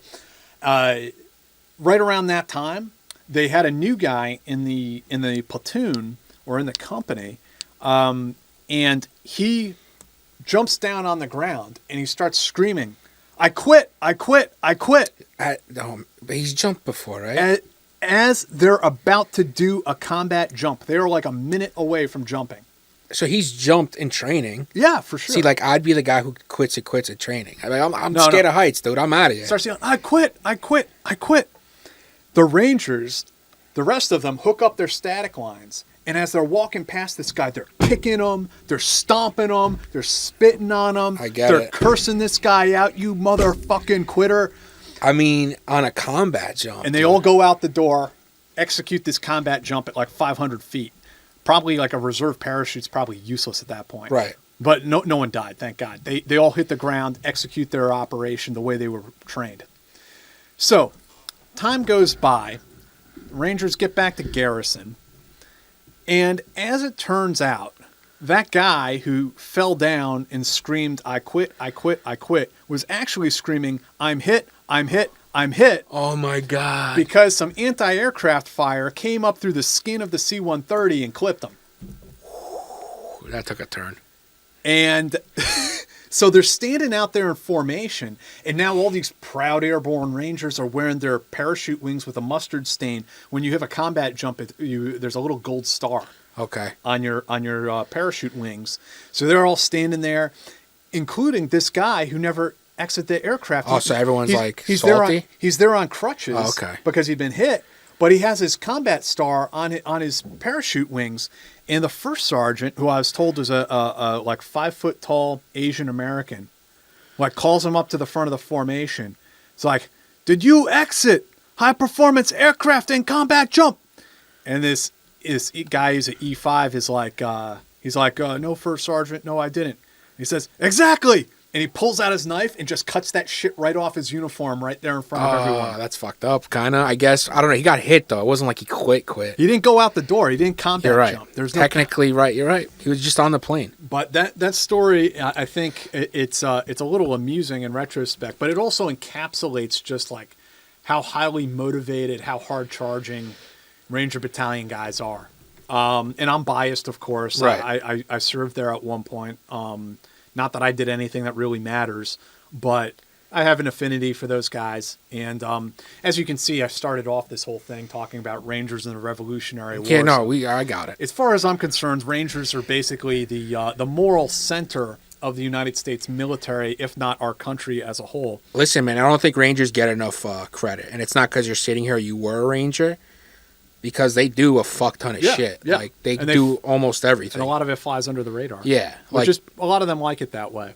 So, a few years later, we get into 1990, 1991. We're getting into Operation Desert Storm. Now, there were not a whole lot of special ops missions going on in Desert Storm. Particularly, the Rangers really got sidelined. It all had to do with Schwarzkopf. He did not like special ops. He just wanted fucking 500,000 guys to go up with tanks. He didn't want us hogging their glory, I guess. So he sidelined Special Forces and Delta and all of them as best he could. There were some places that, I guess they slipped through the cracks. The Rangers took down an antenna. That was an operation they ran. Special Forces, they did have one operation, or not an operation per se that they had, but one function they played in the war that was very successful was they had a liaison mission. So, H.W. Bush's big thing was he put together a coalition force to attack Saddam. Within all of those different Arab armies that were attacking, there were embedded Special Forces advisors, U.S. Special Forces advisors. There's an acronym for it, like FETs or something. I can't remember off the top of my head, but it was a liaison advisory gig that American Green Berets did, working with our partner forces, and that was very successful. There were some recon operations that SF did, and then there was, of course, Delta Force and the SAS were hunting Scud missile launchers out in the desert. And I mean, that was the big fucking to-do. That was like one of the the big talking points as far as like how dangerous Saddam is and shit, like with Scuds hitting Israel with chemical weapons. He was firing Scuds into Israel, threatening to draw Israel into the conflict, which would have been a huge, huge shit show. So they're out there hunting Scuds. Again, this is controversial. The Delta teams and the SAS probably, almost certainly, and I'm just going to say it, they didn't destroy a single Scud. And that's controversial. Why? Because the story it's controversial because some operators genuinely believed they did. They destroyed decoys, they destroyed anti-aircraft weapons, and they thought they were Scuds. Okay. And some were decorated for it. I had dinner with the commander of the SAS from during this time frame. He's a retired brigadier now. And we discussed this topic, and I asked him straight up, how many Scuds did the SAS destroy? And he gave me, to his credit, he straight up answered. He's like, I don't think we destroyed any. I mean, that's crazy. A guy finishing up as a brigadier. Yeah, I mean, who would say that? Most people are fucking career guys. He was real, and he was also like, that wasn't entirely the point either. And I was like, because it denied the enemy, freedom of mobility, freedom of movement in that area. And he was like, yeah, that's part of it, because if they know there are these soft teams, SAS teams running around there, now they have to factor that into their decision making process. The Delta guys, also, I'm not trying to throw shade on anybody here. I mean, I think it's very brave, and I know some of those dudes. But I don't think they destroyed any Scuds. Yeah, I don't think, even that they didn't. They still fucking did the missions. They fucking, did what they had to do. Yeah, they went out there behind enemy lines. Right, yeah. They did their job. So that was the Gulf War, the long and short of it for special operations. Mm-hmm. Now we move into the 1990s, and that whole period of time where, as far as some people are concerned, nothing was happening. But there are some things. Yeah. There's some things that did happen. Some that have kind of entered into legend. Some that have kind of reached epic proportions. Almost to the point of ridiculousness in a few instances. But still interesting things. And there were guys out there, doing their job and serving. And, we can start just about anywhere. I mean, maybe we want to start with Colombia and Operation Heavy Shadow when we were targeting Pablo Escobar. This guy, Pablo Escobar, what a dunce. I'm sorry, man. He had the world by the balls. He made deals with Colombia where, he could basically get off. And he couldn't fucking do that. He couldn't even handle it. It's ego, man. I know. Bringing down a commercial jetliner. Insane. That's a tipping point. That's a tipping point. I mean, we would have gone after him regardless, I think, because of the narcotics, but not as intensely. Right. Now you're getting into international terrorism. We're talking about a whole other category. Right. And so Delta Force put together a small team of guys and was sent down there to start doing liaison ops with the Colombians and start trying to figure out where Escobar was so that he could be apprehended. And the legend that goes on, persists to this day, is that the Delta guys the Delta operators were the ones who actually killed him, that they assassinated him. That is not true. Jerry Boykin affirms that in his book, Never Surrender, and I believe him. It was not our guys. It was the Colombians that went and killed him. However, here is the interesting point. Prior to that incident, to that operation where he was killed up on the rooftop, there was about half a dozen operations with Americans that were launched to go and kill Escobar. So it could have happened. And to my knowledge, this has never been reported anywhere, but we did a whole series of operations where logistics was moving, helicopters were moving, everything was going into place. Yeah. And I was told that the same issue we ran into in Somalia, that we were telegraphing our moves, that we did that down in Colombia. Okay. And that he got wind of what was going on, and it ended up canking those operations. Then there's also, this is apropos to nothing perhaps, but the mercenaries that got hired to go and kill Escobar in 1989. And we interviewed just recently Peter McAleese about that, who's former SAS. But so it wasn't until 1993 that Pablo gets popped, and that ends that episode in history. But right around the same time, we are getting into Somalia, Operation Gothic Serpent, where we're going after Adid and a bunch of other high-value targets. I don't know what can really be said there that hasn't been written. Yeah, about Black Hawk Down. Yeah, I mean, yeah. it's one of the most famous special operations missions or battles, whatever you want to call it. You know, I feel like everyone knows about it. Right, and rightly so. I mean, it was crazy what those guys did and what they accomplished. You know, I know one guy who was a ranger on that task force, and he went on to serve through the War on Terror, stayed in the military, and he told me, he said, I have never in my life experienced that volume of fire that we did in Somalia. Really? And, holy shit. And he was like, we were out there flapping because they didn't have any real fire support other than those little birds coming in and doing gun runs. Like, there's no fast movers. There was no AC-130. Yeah. Like, they were severely limited. That's fucking crazy. Yeah. And, like, now, most of the time on ops, you guys have fire support. Like, you guys have... It's to the point now where it's almost arguably too risk adverse, where we won't go without air superiority. Yeah. That we won't launch an op without real-time overhead ISR drone feeds going all the way back to, you know, McDill or wherever. Yeah. So it's to the point that we won't do the op if we don't have all of that. I mean, I get it, man. You don't want to get people killed. Yeah, you don't want to leave people out there hanging. You want to have something on call, a quick reaction. That's a very force. good point, bro. I didn't even think of that, right? Like, no fucking predators up, dropping hellfires or whatever. The little birds, sure, great, awesome, right? But it's not the same as like an F-15 or whatever, like, or an AC-130 that just fucking kills everything in its sight. Yeah. Oof. So then we're also getting into Bosnia and hunting for war criminals, or they were called PIFWICs at the time. And so this was like something for Delta to go and do, for JSOC to do. So they were all stoked about getting to go do some ops finally. You know, we interviewed George Hand on the Team House before, who was a Delta operator doing work there, doing actual operational stuff there.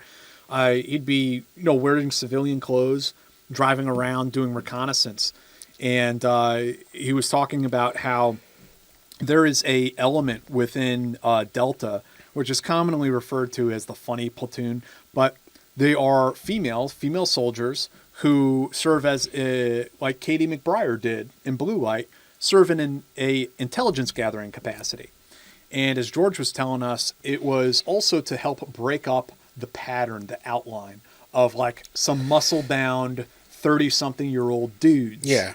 That every time it's like these two like guys who are like super in shape, probably white, right, certainly male, right.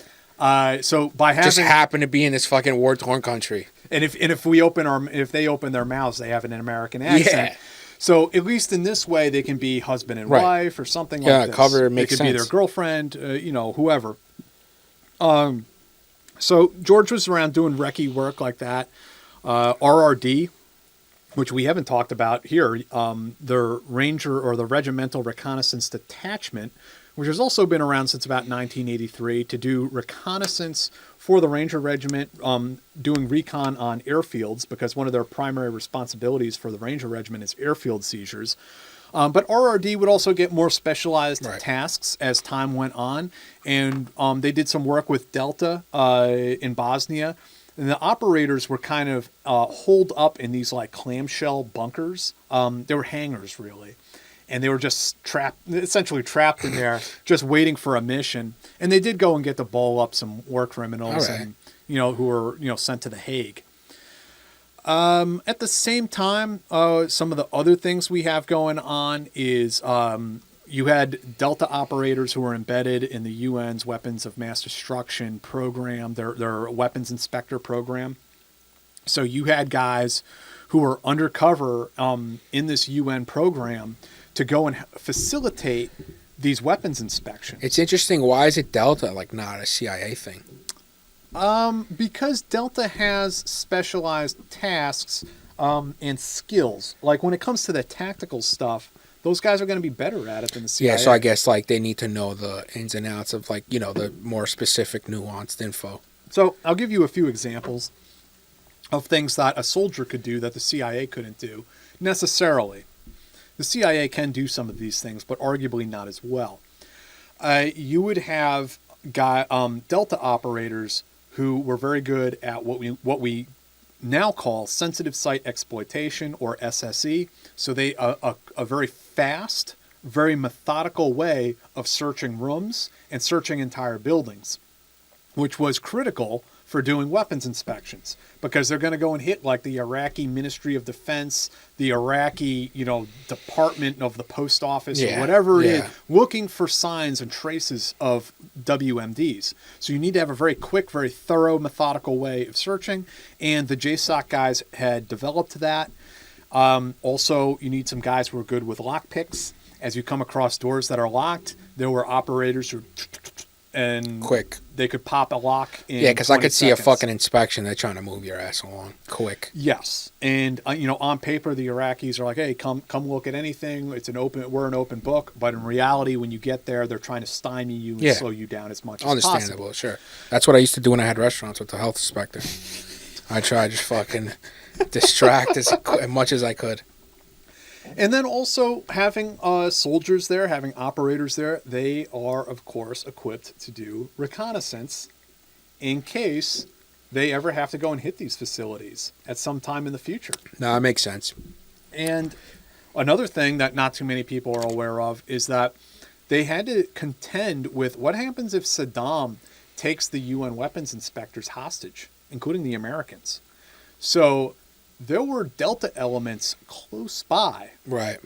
And the American weapons inspectors had a technical means that they could alert them that they were under duress. Ah, okay. So this element could be launched to come and rescue. It does make more sense tactically, for sure. And you don't want to add like another level, I guess, like another.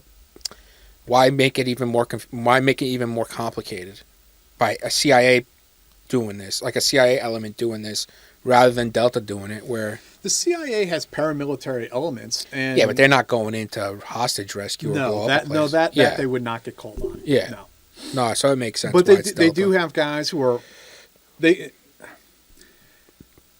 was a cell. You can read about this open source. They had a group of burglars that would around this same time frame, I guess.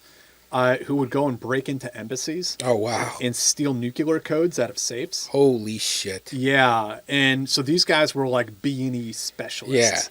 Yeah. Holy shit. But more often than not, what the agency does is they have professional locksmiths who they'll get a top secret clearance. Right. And bring them in for specialized jobs. Yeah. Because otherwise, what's a locksmith at the CIA doing 24/7? Like, yeah, bro. Practicing breaking, locking, getting into locks. Probably not so much. So that's kind of how that shook out. In the 1990s, there was also a lot of planning operations that never got off the ground. Of course, there was Haiti, almost happened, but not really. One operation that was off and on for a long time was the Tarhuna chemical weapons factory that Gaddafi had. Old Colonel Gaddafi had an underground chemical weapons lab out in the middle of the desert. And there's a JSOC planning cell looking at that. And the plan was actually to come up over the beach in hovercraft, Marine Corps hovercraft, penetrate as far into the desert as they could.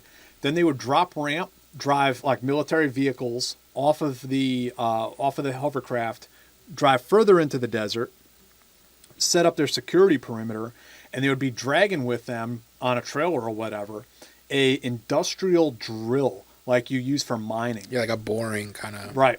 And they'd set that up and they'd start drilling straight down into the desert into this underground weapons lab. And once they drilled out a hole, they would pull up, I guess, like a cement mixer, and they would pour a explosive slurry, like a liquid, down into oh my god, the underground facility. And I don't know if somebody would like light a match and right, like how do you set it up? Yeah, I'm sure there was a real initiation system. Yeah, and then blow it up. But through negotiations, Gaddafi agreed to shut down the chemical weapons plant on his own. That's a nuts fucking. Just a hovercraft alone is fucking nuts. Yeah, and all this stuff or not all of this stuff, but there are some. I probably should have had a list of references. There's a book called Crippled Eagle by Rod Lenahan, which is about the birth of counterterrorism and Desert One. Very, very good book. He also wrote a book called Confrontation Zone about Panama. Very good. Sean Naylor wrote a history book about JSOC called Relentless Strike, which is worth reading.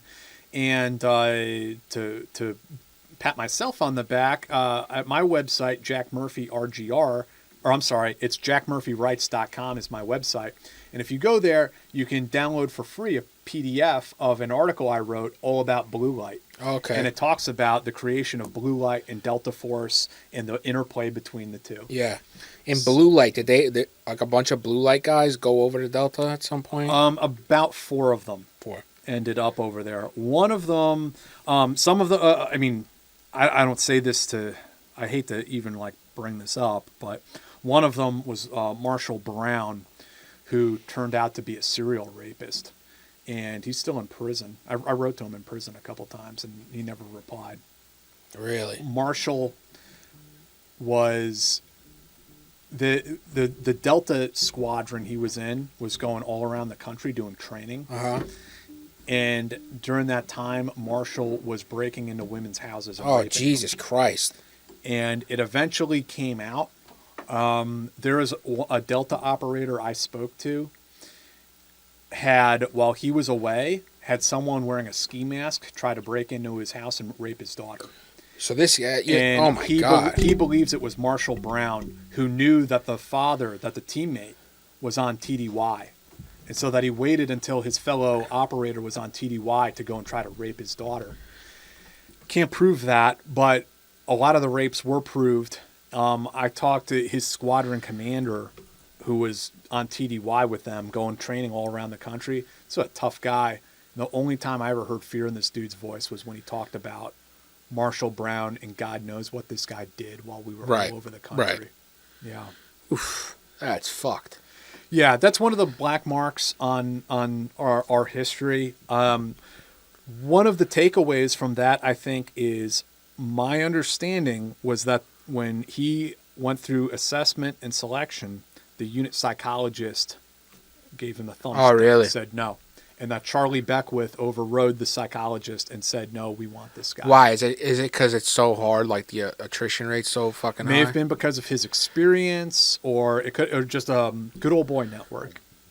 So I guess the takeaway from that is let the selection process do its job. Yeah, it's there for a reason, right? Yeah. That is fucking nuts. That's a wild sidebar. It is a wild sidebar. Also, during this time frame, the 1990s, Delta Force and JSOC in general, they were training for the hardened target or the hardened deeply buried target or deep underground mission, where they were tasked. They've always been tasked to interdict weapons of mass destruction, and from their inception, they would do training exercises to go and interdict INDs, improvised nuclear devices. Huh. And there was a big fear that maybe some terrorists would create an improvised nuclear device. Pretty hard to do, actually. Sure. And so they would train for that. They would train to go and interdict other WMDs. And the mission would be to interdict them and destroy them. And essentially, we're talking about sabotage operations. Yeah. That operation, that tasking evolved in the 1990s, that they didn't just want them to destroy it, they wanted them to take it out with them. So now these guys are training to raid enemy bunker systems and to steal a nuclear warhead. Come on, that sounds impossible. And bring it out with them. They have been through full mission rehearsals, training for this. And out at the Nevada test site, deep below underground, they set off explosive charges, practicing to blow open bank vault type doors and things like that. I get destroying the facility. That's obviously doable. But to get out and take the fucking weapon or weapons and get out. I get maybe a one-off in North Korea, because I'm sure that was probably the big fucking, everyone was stressing about North Korea. Because they're going to have 2 to 4 weapons at that point. But to get out with it is crazy, dude. And I asked, why was this requirement changed that now they want you to get out with it? And I never really got a satisfactory answer. The only thing I can think of is there are 2 labs in the United States where they could potentially dismantle the bomb and determine where the radioactive, the nuclear material So originated. see where they got it from. Correct. Okay. I understand why that is important intelligence, but, I mean, everyone would die coming out. You got to assume these places are fucking super fucking secure. I mean, with enough resources, maybe anything is possible, but I agree that it sounds a lot like a suicide mission unless it takes place under very specific circumstances. Sure. Okay, yeah. And then, of course, 9/11 happens and everything changes. I feel like, yeah, the 90s were kind of sleepy, to be glib about it. If you were in JSOC, I think they kept you pretty busy. Sure. In Ranger Battalion and in Special Forces to a large extent, SF at least deployed on training missions all over the place. But from that perspective, from a combat perspective, pretty sleepy, yeah. Yeah, I feel like 9/11, these last 20 years have legitimately supercharged special operations. Yes, absolutely. It put a huge emphasis on special operations. Afghanistan was called from the beginning the Special Operations Olympics. It's like everyone gets to come out and play and use all these capabilities, all these toys we have. Yeah. So yeah, now it's on. The war that everyone had been waiting for is on. Right. And we invaded Afghanistan, obviously. We invaded Iraq. And Special Ops now gets involved in a new type of warfare, sort of industrial strength counterterrorism, that I was a witness to some of it, where we're hitting 2 or 3 targets in a single night. There's a lot we can talk about in the global war on terror. This is literally its own fucking... Yeah, for sure it is. We can talk about any aspect you want of it, or, I can also jump into like a few specific things. Hit a few specific things, yeah. Because literally we can go another 2 hours on this. Yeah. A couple that are lesser known.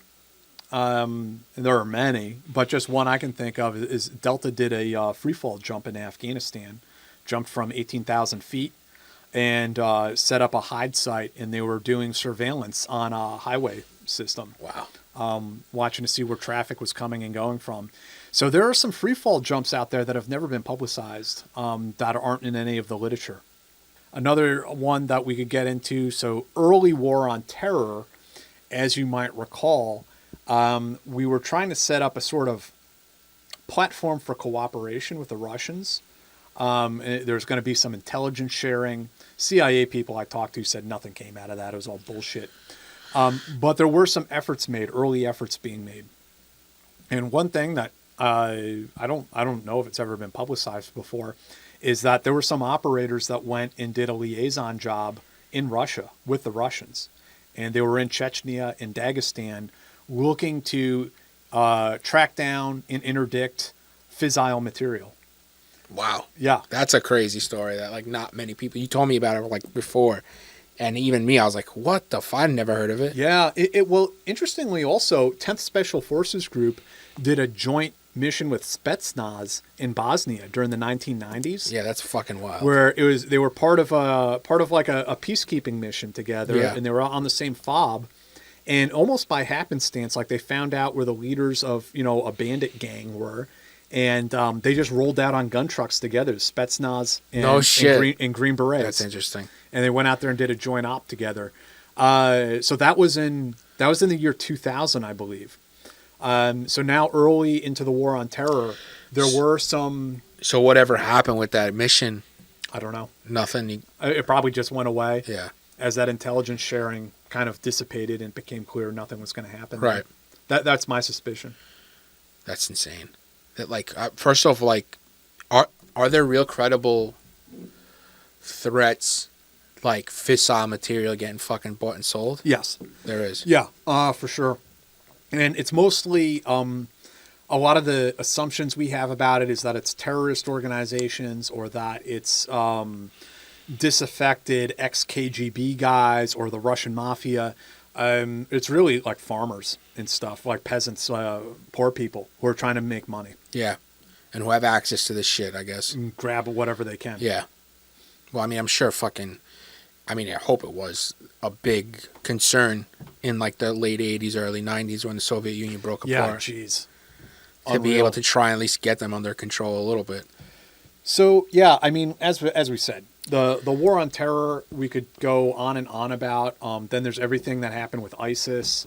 There's a lot going on there. You want to talk about Bin Laden real quick? Bin Laden. I mean, it's done to death, too. Yeah, it is done. What do you think about Seymour Hersh's fucking I think angle? with Seymour Hersh, it's very difficult. And I think that his article on it did as much harm as good because, geez, forgive me for saying this. I think that sometimes all of his facts are correct, but he still somehow manages to get the story wrong. That there's a little bit too much of a agenda imprinted onto the story overall. Uh-huh. But I do think that a lot of the facts, and I don't believe everything that he wrote in that article. That's why I say I think he muddied the waters along the way. But I also think the truth began to come out in that article. Right.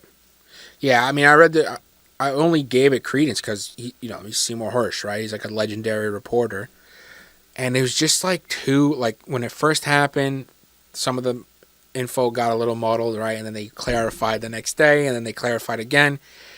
And then the fucking movie comes out, Zero Dark 30, which I've gained a new fucking hatred for Mark Bull, that rat fuck, because he's a rat. And like just the straight up CIA propaganda that they fucking spewed out, which it's a win for us, right? It's a win for the United States, right? Mm-hmm. We got the guy that literally, for better or worse, changed our country forever, right? We got the rat. So it's a good thing. But again, like I don't want to be spoon-fed fucking propaganda. No one does. And the CIA is lying about how all that went down, but they are lying for the right reasons. Yeah, I get it. Protect people, sure. Mm-hmm. So, yeah, there's very little about the whole narrative that coalesced around the Bin Laden raid that I put much stock in. Although from a special operations standpoint, look, no conspiracy theory BS here. SEAL Team 6 loaded up on some really high-speed ghost stealthed out Blackhawks and flew into Abbottabad, landed, took out Bin Laden, snatched up whatever documents he had, grabbed up his body, and hightailed it out of there. And that happened. Yeah. So ever since then, I think U.S. Special Operations can be almost written into the U.S. Constitution. Sure. That's like one of the big things that comes out of this. This is the predominance of U.S. Special Operations, the renewed importance that it has, and that it's not going anywhere. It's like so firmly embedded in the minds of Americans. There's no we can get out of Afghanistan, we can get out of Iraq, we can get out of everywhere. Syria, it's not going anywhere. When I get on the subway system and I hear 12-year-old kids talking about this stuff because they're playing video games. Yeah. They're playing Call of Duty. When I go through Irvington, New York, our beloved Hudson River community, the most yuppie town in Westchester, and I see like CrossFitters out there wearing Cry Precision plate carriers, like they have assumed this whole operator aesthetic. Yeah. Special Operations is not going anywhere. Right. It's not going anywhere. No. This is the future, and there are a lot of hazards in that also. From a policy standpoint, that you have these people who are, they're trial lawyers or whoever, they get elected into office, and all of a sudden they're being briefed on all of these capabilities, and they're being read on to all of these classified programs, and they can see it as a toy. They can see it as a plaything. Yeah. And something that they can use to resolve all of their policy dilemmas very easily. You see these problems that we have going around in the world. We got a Taliban problem. We use special ops. We got an ISIS problem. Yeah. We use special ops. Special Operations has itself to blame, too, for some of this. Because look at the way they behave. They're like, oh, you got a disinformation problem? We're going to be this disinformation guys. We're going to handle disinformation, and we're going to, we're all over that. Cyber warfare, we're all over that, too. I think it's just another thing. When you grow, like as a business or as an institution, it gets to a point where you just need to feed the beast now. It's its own living thing. Right. And it's like how Eisenhower said about the military-industrial complex. This is like a cottage industry of that. Yes, they've created a military within a military. Yeah. And the next step is they want to create a special operations branch. So that's its own branch of the military. And there's all kinds of shenanigans going on with OSD Solic and how they want to like pre-position that. And they want that. What's that? They ostensibly write policy at the Pentagon for special ops. They want to have a more direct line of access. An organization that already has a direct line of access. I mean, JSOC has a direct line of access to the White House. Right, like the guy who actually pulls presses the button and gives the okay. They have legit direct access. And it has to, because the decision to execute a time-sensitive hostage rescue or raid like the Bin Laden raid, it's inherently a political decision, and the president has to make that decision. Sure. Yeah. So when you hear people talk, a lot of people throw around the term like National Command Authority. It's actually National Command Authorities. It is the Secretary of Defense and the president. The SecDef has some authorities that he can move forces around at his discretion. But to actually launch an operation across international borders, you're going to need the president. So, Soleimani. Yeah, Qasem Soleimani. This is getting into a whole new ball game here. This operation was, in my opinion, more important than the Bin Laden raid, even though that had tremendous symbolic importance to the United States. He's the scumbag who killed 2,000 Americans. Yeah, but 10 years later and under house arrest, quasi-house arrest. How important was he to the movement? Baghdadi, I think he was more of a figurehead to ISIS. I don't think he was a real leader of ISIS. I don't think he was like the Nazis with a little shuffleboard thing where he's moving the pieces around the map. I don't think Baghdadi was doing that either. Right. Again, an important symbolic win.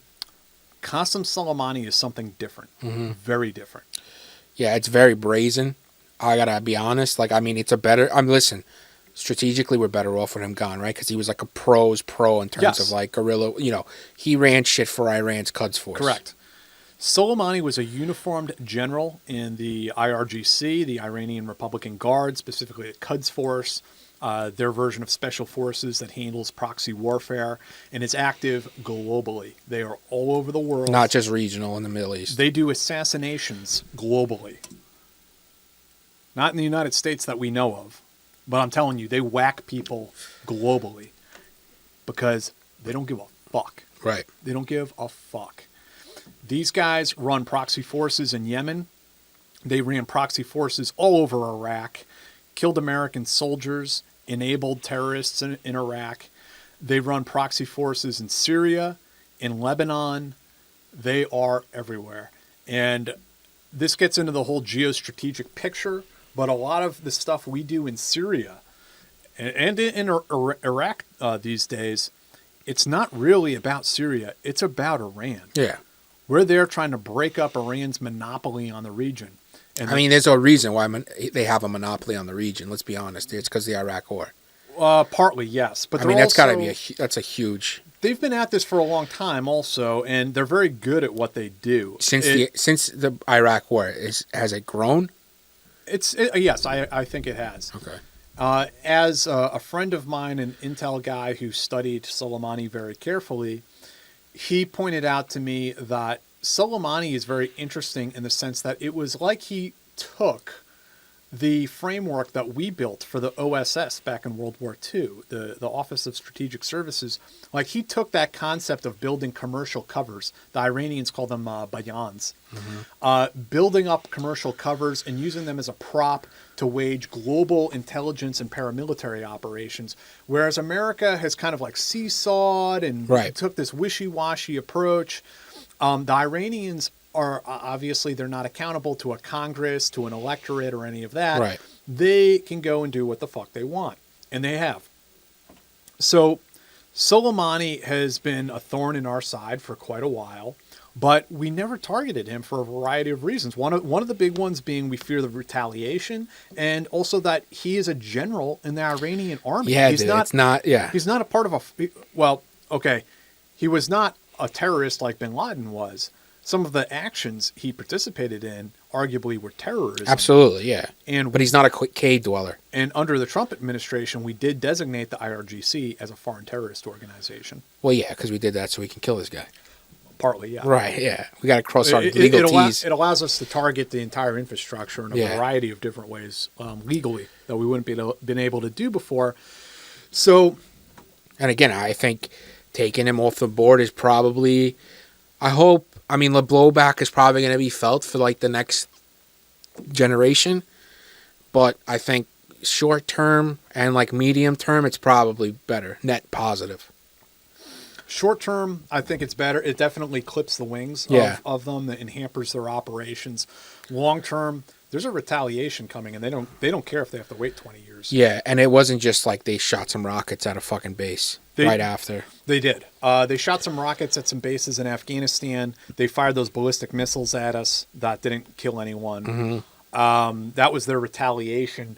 At least to save some face. For the papers. Term. Right. It also swept their legs out from under them that they shot down that Ukrainian airliner accidentally. Right, yep. And they kind of exposed themselves as a bunch of incompetent thugs, which most of them, except for Soleimani, of course, were. Right. So when Trump comes into office and he brings on John Bolton, of course, all this stuff comes very much on the table. Like John Bolton, like, what's-his-face, Pompeo, they want United States imperialism. Like, they want to take, you know what I mean? Like, and they have an almost irrational obsession with Iran. This country, Iran is a problem for the United States. The Iranian government is a problem for the United States, I should say. But they have an obsession with regime change in Iran that's difficult to understand. Not Trump. Is it evangelical-ish in nature? I think for some of them that plays a role. And I'm not saying Trump is one of those people, but Bolton and the neoconservative crowd, it is. For Trump, he came to see it as something he could use to put a feather in his hat for re-election. And also, Trump did have his red line. You will recall the Iranians shot down a drone of ours, and we were going to retaliate, do all kinds of airstrikes in Iran, and Trump called it off because his red line was not unless they kill Americans. Right, which I can respect, actually. They shot down the drone. That's not enough for us to go and kill 50 Iranians. Over. His red line was crossed a little later when the Iranians launched rockets, as they rocket our bases all the time. But it's going to be their fucking militias like that they pay for. Yeah, the Shia militias, and they rocketed one of our bases and killed an American contractor. So now the line has been crossed for President Trump, and he's prepared to greenlight this thing. The talks begin with JSOC and the CIA. The agency's somewhat involved. The CIA is very much involved in a project of trying to find this guy and listen in on him and gather intelligence on him. As far as the targeting and the killing, that was all JSOC. CIA was kind of... I'm not surprised by that, Yeah, so... CIA wants to keep fucking milking that goat. You know what I mean? Like...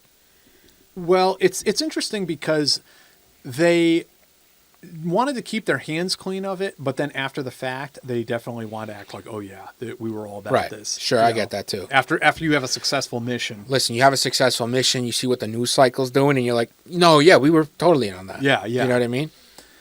So JSOC comes to the president, and and the command offers them a series of different options. We can take them out with a sniper. We can do a tactical team on the ground, do a vehicle interdiction, which those guys have gotten very good at over the years. We can do a drone strike, or we can do a controlled yield IED. So we can build an IED and blow them up on the side of the road, make it look like, whatever.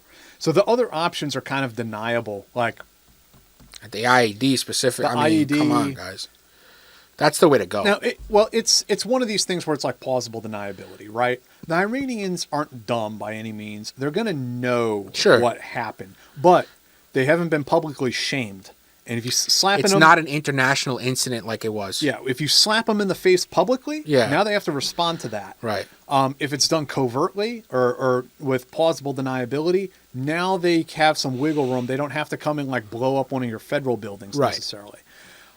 So the sniper shot or a tactical team on the ground, you can deny it, but they'll figure it out. No, that's a little tougher to deny than the IED. Yeah. Now, the one that really can't be denied at all is the drone strike. No, dude. No. And that's the one President Trump... Like Sunni militias have fucking drone strikes as drones? That's the one that the Trump administration went for. They wanted something they could claim credit for.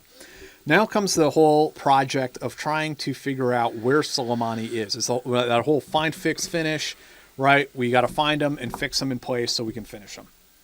And that becomes a huge ordeal. The Russians the Israelis are involved in that. NSA, of course, is involved. CIA is involved in some aspects of it. JSOC obviously involved. Soleimani used very complex methods to throw us off his trail. Yeah, he was like fucking Nicky Santoro in Casino, changing cars, doing the whole fucking Jamal thing. Yeah, he would change cell phones like hourly. Every 3 hours, change cell phones. When he left a airport, he would have like 3 airplanes take off at once, so you don't know which one he's on. Sometimes he would just purchase a commercial plane ticket, and so like his whole posse would get on the plane, and then sometimes he would get on, sometimes he wouldn't. So, and because he switched out cell phones, and he's operational. He's traveling throughout the region. He's traveling throughout the region to meet with his proxy commanders. That's crazy for a top guy to do. Yeah. He's directly controlling it. Yeah. We eventually compromised his cell phones, even though with all the difficulties because he was switching them out all the time. With the help of the Israelis, we had surveillance teams at different airports watching out for him because he's switching up the electronic signature so much. We also have to get eyes on him. Right, you got to make sure it's him. Yeah. And one of the big fears, of course, is also what if it's him and we just clip him and like we miss, like he's going to like ignite the Middle East on fire afterwards. So we got to be sure. Right. And this was probably the most complex, sophisticated operation that JSOC has ever run. They track him to Damascus. He's getting on a flight to Baghdad International. He gets there late. It's also important to point out that this was part of an entire decapitation strike, that we had other strikes planned for Syria and Yemen. We were going to try to take out Quds Force, in a sense, like cut the head off the snake, set them back years. Yeah. Only the Soleimani part of that operation really got executed. Why? Just too complicated? It was complicated, and we missed the guy in Yemen. And then the ones in Syria got canceled. And I don't know exactly why they get canceled. I suspect it had something to do with him getting on that airplane late and the timing was thrown off. But I'm not 100% sure, to be clear with that. Soleimani arrives in Baghdad that night. We had Kurdish surrogate forces who were at the airport disguised as baggage handlers. They were able to positively identify Soleimani. He gets off the aircraft, gets onto a couple vehicles with the leader, one of the Shia militia leaders, the PMU leaders in Iraq. They peel off the access road onto the other road that goes around the airfield. We had shut down that side of the airfield for a snap training exercise with the Iraqis. At least that's the excuse we gave, to limit collateral damage.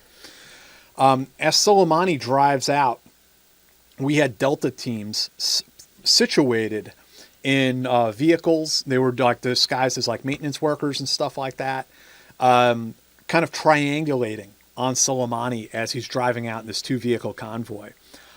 They were there to isolate the target and confirm. Mm-hmm. Just as they're driving out on that access road, the first drone, there were 3 drones overhead. One of them strikes, hits Soleimani's vehicle, blows it apart. The other vehicle, the driver, steps on the gas, trying to make a getaway. One of the Delta Force snipers opens fire, shoots through the windshield. When that happens, the driver panics, stomps on the brakes, and just as the vehicle comes to a halt, the second Hellfire missile hits it and blows it to pieces. One final part of it is there was a Kurd, one of our surrogates, disguised as a police officer, who went up to the scene, took pictures of Soleimani's remains, and took a tissue sample for DNA confirmation. Wow. So it was like fucking planned. It was all planned. It was not like the way it kind of came out initially in the press was that it was just another drone strike. Right, yeah. No. We did a drone strike. No, we had him penned in. We had him fenced in. The second he got off that airplane, we had him in the box. Yeah. He was not walking out alive. No. Because even if the drone missed somehow, Delta's coming. The snipers would have taken him out. There's redundancy after redundancy because you can't let them get out of that. First off, it's a win for them. A win. And you can't let him get out there to retaliate. Let him. He will like this little shadow war Iran's been waging will turn into like a real war. Yeah, yeah. It's wild to me. I mean, listen, I'm a fucking little bitch boy lib cuck bitch, but I get it. He's got to go. That guy's got to go. I'm still a fucking scumbag. So, it's just some things he's got to go. But not doing it IED where there's plausible deniability, I think is bad in terms of like the level of blowback we're gonna get. And that's sort of a after the fact debate. Should the CIA have been able to take the lead on this? Arguably, the CIA doesn't have a great track record with this kind of shit.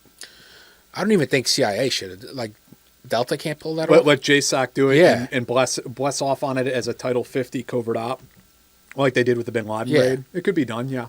That's what I would. Like, I would let Delta or JSOC, whatever, do it. Contract them to the CIA for a little, and that's it. It was... Oof. I'm just worried about the blowback, for sure. I mean... I don't know what's going to happen, obviously. We hurt them bad, for sure, in terms of operationally, but I mean, at some point, they're going to build back up. One day, they're going to blow up one of our embassies or something. And then what happens? Right. What's the proportional response there? Right. Invading them? Yeah. Yeah, and that's sort of the problem that I was alluding to earlier, is that I think policymakers often look at JSOC and SOCOM as a plaything. It's something they can use to resolve their policy dilemmas. Sure. And it's something that they can hang their hat on. Like, they can put a feather in their hat. Like, look what I did. This is a little political of a question, but do you think the putting a fucking light bulb on it, doing it the way we did it, where there's no... I mean, it's us, and we did it, and we took a fucking ad out in the New York Times that it was us. Was that to... for political cover because the impeachment was happening? Yeah, I believe so. I think you can draw a pretty straight line, and I think the sourcing on the article that I and Zach Dorfman wrote, I think paints a pretty clear picture that yes. Yeah, like I don't want to say it where I'm like back, like, but it's obvious. Like, we've never done something like that to a general. Like, that's crazy. I mean, I know he's a fucking bad dude. Yeah. But you don't see us going around clipping fucking North Korean generals. Right. I know Israel does targeted killings like this all the time. That's their MO. That's what they do. It's fine. And this is the epilogue to all of this, is have we moved into a new era now? A new era in the sense that now they're going to start targeting our secretaries of defense, our National Security Council members, like people like General Milley. Like, is he on the target deck now for a nation state like Iran? Right. I mean, and what do we do if they do take him out? I don't know if he is. Just because, unless they can really deny it, because they know that if they did something like that, it's 50-50 or better that we're going to invade and take him out. Like regime change, even though it's going to cost us $2 trillion again, we're going to lose fucking 10,000 soldiers. It's going to be a shit show, like Iraq and Afghanistan were, more or less. But what do we do? What's the response there? It's a dangerous game, and I'm not convinced that our policymakers and some of the other higher ups at that level of government have necessarily done their diligence and thought through all of the repercussions. That's a nightmare to think that the people that we elect, and even the people that we appoint, whether it's the Pentagon does what the Pentagon does, right? They have a job. It's to be able to fuck everybody up, right? That's their job. That's what they get $750 billion for. It's what and JSOC probably gets a nice chunk of that for sure. That's what they do. They're the pointy end of the spear. They're there for a reason. The civilian side needs to fucking smarten up to the point where it's not even looking 10 steps ahead. It's 2 steps ahead. Right, it's not even like something super like complicated. But it's part of our cultural style, right? We think in these these short 4-year cycles. Right. You're in office. You have a short period of time to make your mark, build your legacy. Not even 2 years. Build your legacy up. Yeah. And then move on. Iran, China, Russia, they don't think like that. No, China specifically. They're fucking like slow playing us. I'm in America. I love America. I don't like China, obviously. China, it's an inevitability where they will surpass us. Maybe not militarily, because we love spending money on big, hairy weapon systems. And, jacked fucking Navy SEALs to go in at night and fuck people up. But economically, their leverage on the world is undeniable almost. Yeah. I mean, I hate to be pessimistic, but I think that we're pretty much done as a global power in the next 20 years, and we will be supplanted by the Chinese, which also leads to all sorts of problems. The United States does not put up with would-be usurpers to the throne. I know. We back down the Third Reich. We back down the Soviet Union. We don't play games like that. If China is coming to supplant us, we will go to war to prevent that from happening. Yeah, it's bad. Because I'm not saying we can't win a war against them. Right now we could, sure. But even now, you're talking, I don't even know if it would go nuclear. But you're talking, I don't think it would because we would all fucking be dead. But you're talking, it's a war of attrition again. It's literally like, what do you call a battle where you win, but it's like how Vietnam, what do they call that term? Like a pyrrhic victory? Yeah, like, you're not going to really win because you're talking millions of people will die. Mm-hmm. And, oh, by the way, they have 1 billion more people than we do. So they can go the Soviet route if it was a real all-out kinetic war and just throw human suffering at us. As glib and fucking crazy as that sounds, it's the truth.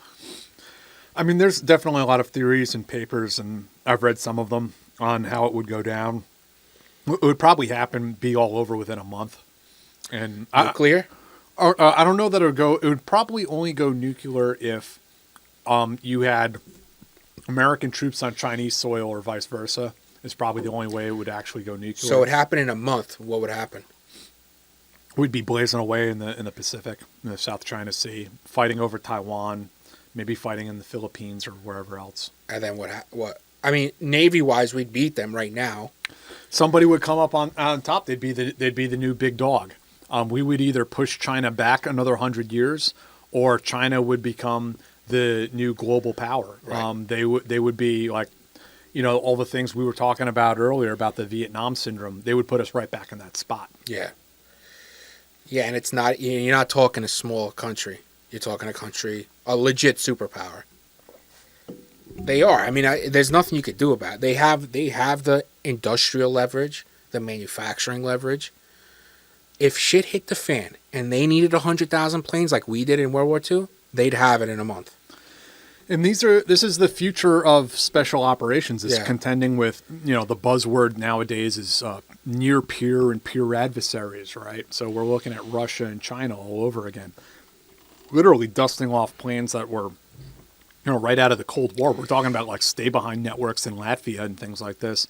Yeah, so I had a conversation with a congressional staffer a while back, and he was asking me like, what kind of questions should we ask SOCOM when they come down here, or like what should so they're on a committee. Yeah. Okay. What should we be looking at as far as like what can SOF bring to the table when confronting China? And I told him, in my opinion, there are a bunch of different ways that, special ops can be used. I mean, obviously we're familiar with the surgical strikes and different capabilities. We've talked about POW rescue, things they would have to be prepared to do if a shooting war broke out. But a lot of it is a good old-fashioned special forces OSS-type missions, working by, with, and through indigenous forces, working with the Filipinos, working with the Taiwanese, working with, if Vietnam wants to work with us, which they might, they're not too happy with China. Japan, obviously, South Korea, all of our allies there, and I think the capacity for U.S. special ops to work in China or in Hong Kong is very, very small. And this is something that came out from the World War II experience versus the Vietnam experience, the Indochina experience with the French also, is that as predominantly Caucasian Americans, we are able to infiltrate into Europe and conduct operations there.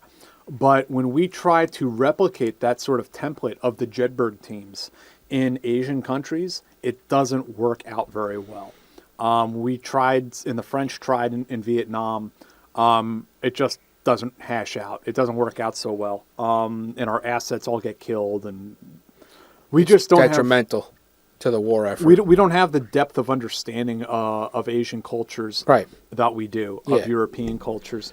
So what Special Forces can do, though, is work through host nation forces. We can train surrogates. We can train exiles and send them back into the country.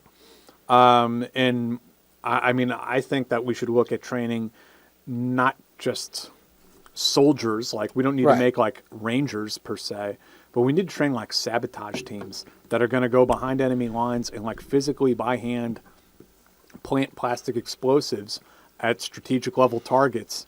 And because that's what the Chinese are going to do to us. Yeah, and they can do it far easier than we can. And they're going to do a lot of cyber warfare. And D-Day and H-Hour, the Chinese are probably going to turn off the lights in a large part of this country. You don't think we can do that to them? I'm not confident. Really? I feel like us playing the victim with the entire cyber warfare stuff, obviously Snowden set us back big time. I think that is us playing a little possum, because there's no way we don't have offensive weapons in that place. No, without a doubt we have offensive weapons, and I am not some expert on cyber warfare by any stretch of the imagination. There's probably a lot of stuff I don't know about. It's just when I sit there and I watch like our congressman interviewing Mark Zuckerberg, and they're like, I'm with you. Excuse me, how do you make money from Facebook? It's like we have even our senior Pentagon officials. I mean, they're boomers. Yeah, like they don't understand this shit. You're right. You're right. So I hope that we have some capabilities, and maybe at some point it creates like a mutually assured destruction. Like I'm not going to do that because I don't want you to do it. Yeah. But the way the Chinese have waged cyber warfare against us for the last 25 years, they have tested us. Definitely. And what we have demonstrated is that we won't do a fucking thing in retaliation. No. That we won't do shit. No. So I think that there's a real issue that on the day one of that war, shit turns, that the lights get turned off, that energy gets turned off, that our military leaders aren't able to log into their computers because all of their access privileges have been denied. All of those sorts of what we would call operational preparation of the environment, that the Chinese have done that electronically and will slow us down. But I think that maybe we can leverage some of our background in the OSS and elsewhere to gain our own sort of asymmetrical advantages in a conflict like that. It's tricky, bro. That's fucking bad.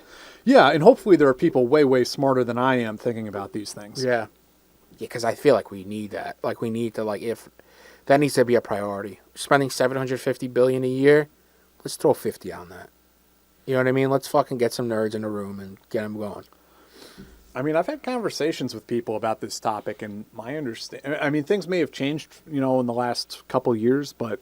Have they, though? We literally got clipped for a $5 million ransom for our fucking northeast gas. When I would talk to people about China, they'd be like, "We're not doing shit."